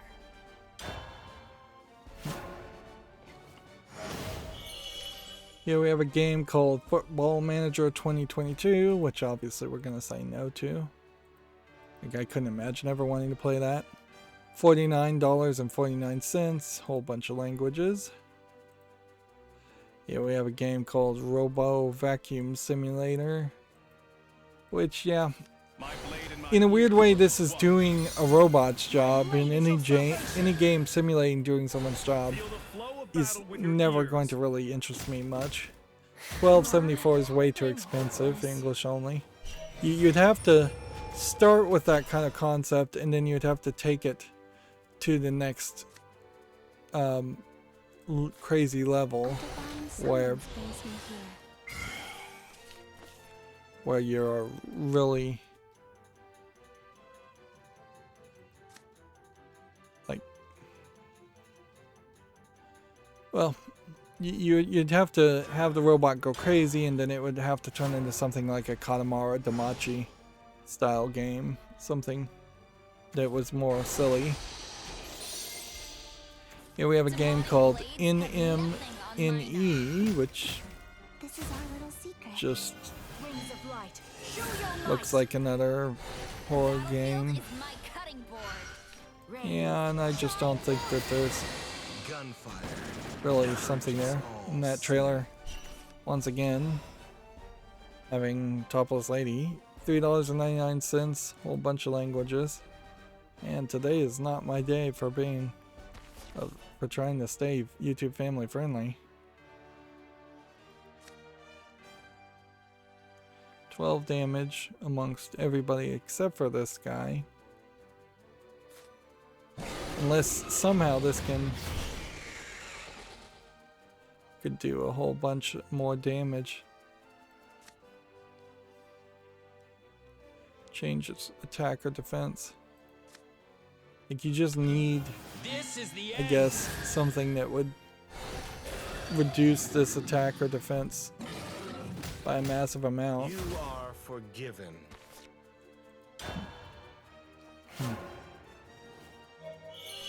Here we have a game that looks like shoujo, but not really. I don't think it actually is. Japanese chess. I'd love to learn Japanese chess, but yeah. See how these pieces are just kind of moving in a weird angle and they're not staying within the board? I don't think that's right. This is free Japanese only though, so can't do anything with that. Here we have a game called Welcome Home 2, which looks pretty much like garbage. Nice marksmanship. $8.49. Here we have a game called One Last Memory, which there might be something to this, as kind of an exploration walking simulator game. $7.99 English, allegedly full audio. I'll put it on the follow list. Let's go here. Here we have a game called Octofight Escape, which, yeah, doesn't look like anything. Just another Squid Game clone. $4.99. They're getting too cutesy for their own good even. Octofight is hard to even translate into Squid Game. Here we have Fantasy Town Regional Manager, which looks like it might be a card-based game, maybe with some actual polish to it. So I'm going to give that a follow. I'm making decisions very quickly now. 8:49 English only. We have about 20 games still left, and we may not do them all. Here we have something called Castle Life, which looks like a basically tower defense game of no interest. 59 cents English and Russian. Here we have Blue Max Aces of the Great War. This is an older dogfighting game being re-released by Ziggurat, but not something I remember, and so pretty much at this point, if I don't remember it, it's not relevant enough for me to bother to cover it. $11.77. This reminds me certainly of just how much garbage and how many games were flooding the PC market in the 90s. A lot of the bad game developers who had no business making games went from making console games and cartridge games to making PC games where it was less regulated, where Nintendo had established a level of quality. Here we have Das Boot German U-boat simulation, also from Ziggurat. Same thing. No to that. Here we have a game called Let's Build a Zoo, which doesn't look that interesting as a city builder, sandbox tycoon type game. $17.99, a bunch of languages. Here we have a game called The Prince of Landis, which looks like a visual novel. There might be something to this. $6.39 English, French, German, and Spain Spanish. We'll give that a follow list. It's tagged as a visual novel, but it says it also has exploration and puzzle solving, which frankly at that point, if a visual novel has any gameplay mechanic at all besides being a visual novel, it stops being just a visual novel in my mind. Here we have Thanksgiving Day Griddlers, which is just a Picto Cross game we can dismiss. $2.99 English, French, German, and Russian. Here we have Solitaire Ted and Pet. I'm not sure what Ted and Pet stand for, but it does just look like a solitaire game. $2.99 English, French, German, Russian. Are these all coming out from the same developer and publisher at the same price? Here we have a game called Escape Underground, which looks a little too black and white for its own good. Yeah, looks a little empty in attempting to be something like Limbo. And honestly, I think Limbo is the only game in which I would be willing to probably play a game that was in the shadow like that. That was a one-time gimmick, basically. I'll give this a follow just to be generous, but yeah. After Limbo did that one-time gimmick, I think I never would play another game like that. And in all fairness, I may have never even given Limbo a chance if it weren't for people like Giant Bomb promoting Limbo and other streamers convincing me to play Limbo. Here we have a game called Barrow 22, which is just a mediocre racing game. $4.99 English only. What did we get in the missions, by the way? As I'm trying to drink some water. One more ranked match would get one of the missions done, and then I would need 3 more Forest Craft or Runecraft, so we didn't really get very far on the missions. Here we have a game called VRG, which looks like garbage. It's $10.44 English only. Here we have 8089, the next action RPG, which looks like garbage. $9.99 VR, English only. Here we have a game called Dead Way, which looks a little bit more polished than normal, although it's still probably just an asset flip first-person shooter zombie game. Yeah, I'm thinking that's what it is. Yeah, you pretty much can't make a zombie game in the darkness without me immediately dismissing it. $10.79 English only. I'll be generous and put this on the fall. Grim Tales Echo of the Past Collector's Edition for Big Fish Games for $12.59, English, allegedly full audio. A hidden object game. 80s Night looks like just one of these neon racing games, which they make way too many of these. 99 cents, English only. A game called Unveiled, which looks like half RPG, half visual novel. Kind of a different art style. I like the presentation here, but I kind of don't like the presentation here with the face covered up. And some of this other presentation is a little lackluster, but I'll give it a chance. $1.49, English, allegedly full audio. This may be just a really simplistic short JRPG, and that at that level it may not be relevant. Because a 2 or 3 hour JRPG is not worth anyone's time. Here we have Dark Tales from Mexico Prelude, Just a Dream with the Sack Man, which this does kind of feel like this might be a horror game based on Mexican folk tales and clay sculptures. A handmade 3D survival game.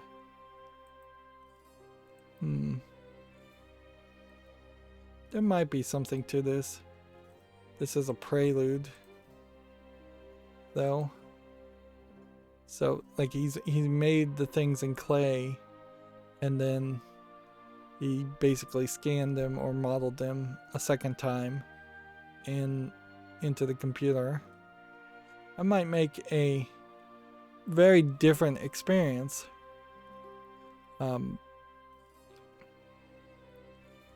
Very different artistic experience. English, full audio, Spanish, Latin American. $14.99 though, with Prelude in the name. It is tagged early access too. I'd have to wait. Let's see if it actually finished coming out of early access. Here we have a game called Uninvited Guest, but I'll keep an eye on that. That is something different, where Uninvited Guest might be a horror game, or it might just be a scary walking simulator. Hard to tell. Using the Crisis Engine, or horror game. Might be something, but you're not really seeing any enemies, so there's a decent chance it's just a walking simulator. $6.29, English and Russian. We'll give it a follow. Of course, a lot of the horror games that came out in the past few years looked really pretty and then barely had any gameplay mechanics. Here we have Airplane Racer 2021, which at this point that's far too late to be buying anything with 2021 in the name. And I don't know if I'd really want a racing game where you're just controlling an RV, remote controlled RC plane, or a plane that just looks like a toy in general. On the other hand, if you wanted a Diddy Kong Racing or Mario Kart clone, there's a decent chance it would just look like this. $1.79, English only. Seems like there's only 3 difficulty levels and 3 modes, so it seems like it's probably way too small, which would explain its low price also. Too small of a game worth mentioning or playing. Here we have a game called Echoed Memories, which looks like it's a JRPG game with maybe a little bit more visual polish, but still, I don't think enough that would make me want to play this. $10.99, English, allegedly full audio only, which that's a little weird too. No, I think I have to pass on that. Here we have something called Trick or Treat, which looks like it's just a low effort platforming arcade game. It is 59 cents, English only. Here we have the Oath of the Dark Magic Queen, which looks like this is another one of these lewd / maybe have real nudity visual novel games from Sekai Project. I don't think I've seen Sekai Project list anything lately. It's been a while. $4.49, English and Chinese. suggestive content is all it claims to have, and there's no 18 plus patch. As for what the real game is, it's a visual novel and doesn't look particularly that interesting, so I'll say no. Here we have a game called A Fishy RPG, which looks like total garbage. Early access, 59 cents. English only.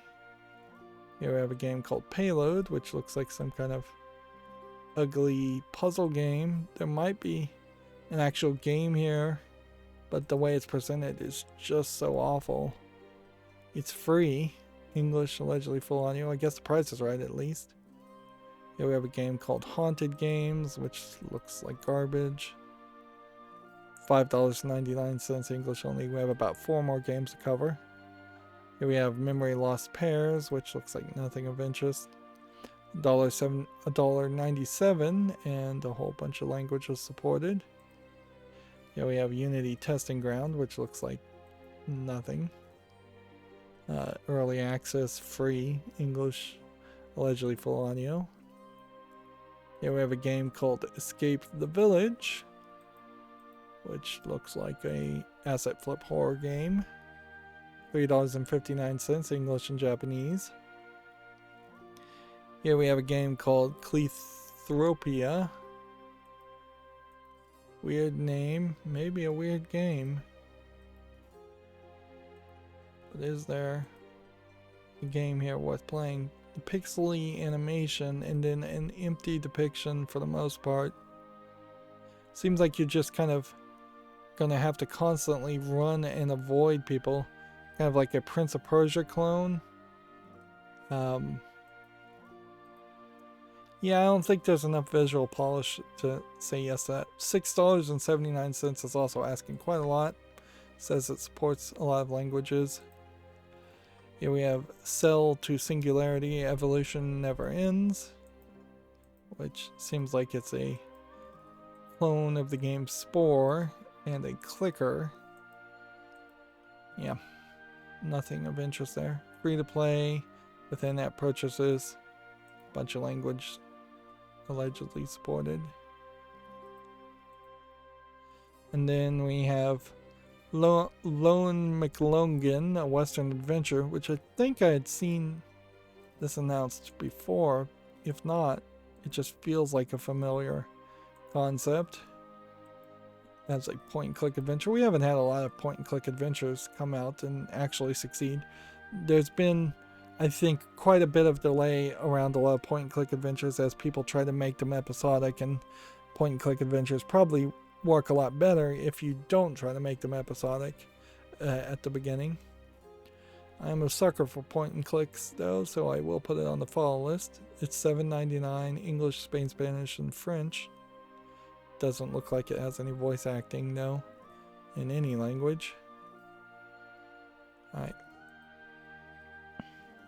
Then we have a game here called Fighting for Justice Episode 1, which looks like nothing. 99 cents, English only. And then that's all the games. So I'm going to now just go through all my Twitter feeds and see if there's anything worth mentioning.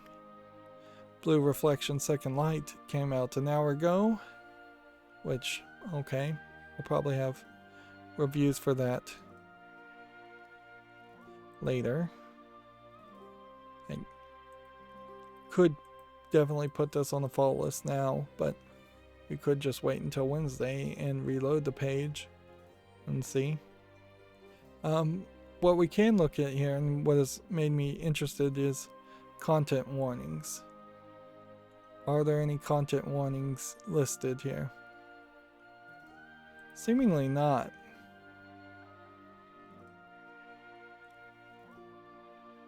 So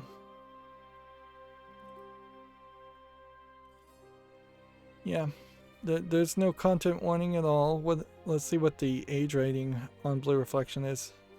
I think Blue Reflection really tries to be like teen or earlier. Honestly, in the Japanese rating system, I wouldn't be surprised if it's actually even lower than the equivalent of teen. It has fantasy violence, suggestive themes, and mild language for rated 13. And there is a bikini costume you can get for free at the moment, and then a season pass, which they're promising 6 bits of DLC. No guarantee that that DLC will be levels. Yeah. My general understanding as far as Blue Reflection is supposed to be girls in a fantasy world, maybe in a post-apocalyptic real world, moving into a digital fantasy world, playing your standard fighting monsters experience, turning into super heroines. Let's see what else we may have happened. If only 2 games came out since I started streaming, then there's a high chance that no bit of news. I saw a comment on Reddit that Nintendo said they would make a new console. They guaranteed to make a new console in the next 76 years. Which I think that probably was a joke. But I suppose it would be fairly easy to promise a new console in the next 70 years, because you probably won't even be alive. Whoever makes that promise probably won't even be alive in 76 years to be proven wrong. Like, it's kind of the equivalent of saying, in the next 100 years, my YouTube channel will become super popular. If I turn out to be wrong, it doesn't matter. I'll be dead in 100 years, almost certainly. I will be glad when Shin Megami Tensei releases and comes out in the next few days, because they've been flooding Gamatsu with their daily demon. They did 203 different videos talking about a specific demon every single day, which, if anything, it just also highlights that there's way too many characters and demons in Shin Megami Tensei for its own good. Too much content. Maybe in Shin Megami Tensei fandom and their fan base, it's not that much content, but for a newcomer, that seems like a lot of characters. In the same way, if I was new to Pokemon and you told me there was 500 Pokemon to collect, I might just stop playing Pokemon at that point instead of seeing that as a good thing.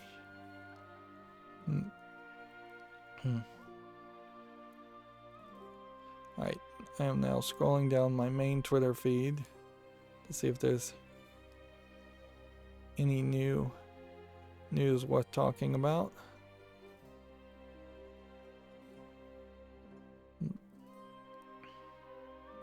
Which I think the answer is probably no.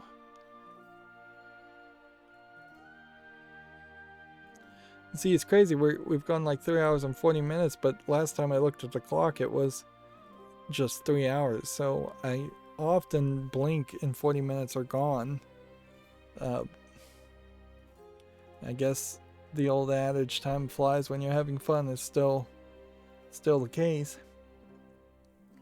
Alright, well, that's going to be it for this stream. As always, I ask you to like, share, subscribe, comment, and watch every second of my videos. If you want to friend or follow me on any social media sites, there's a whole bunch of links down below. Thank you for watching. Have a good evening.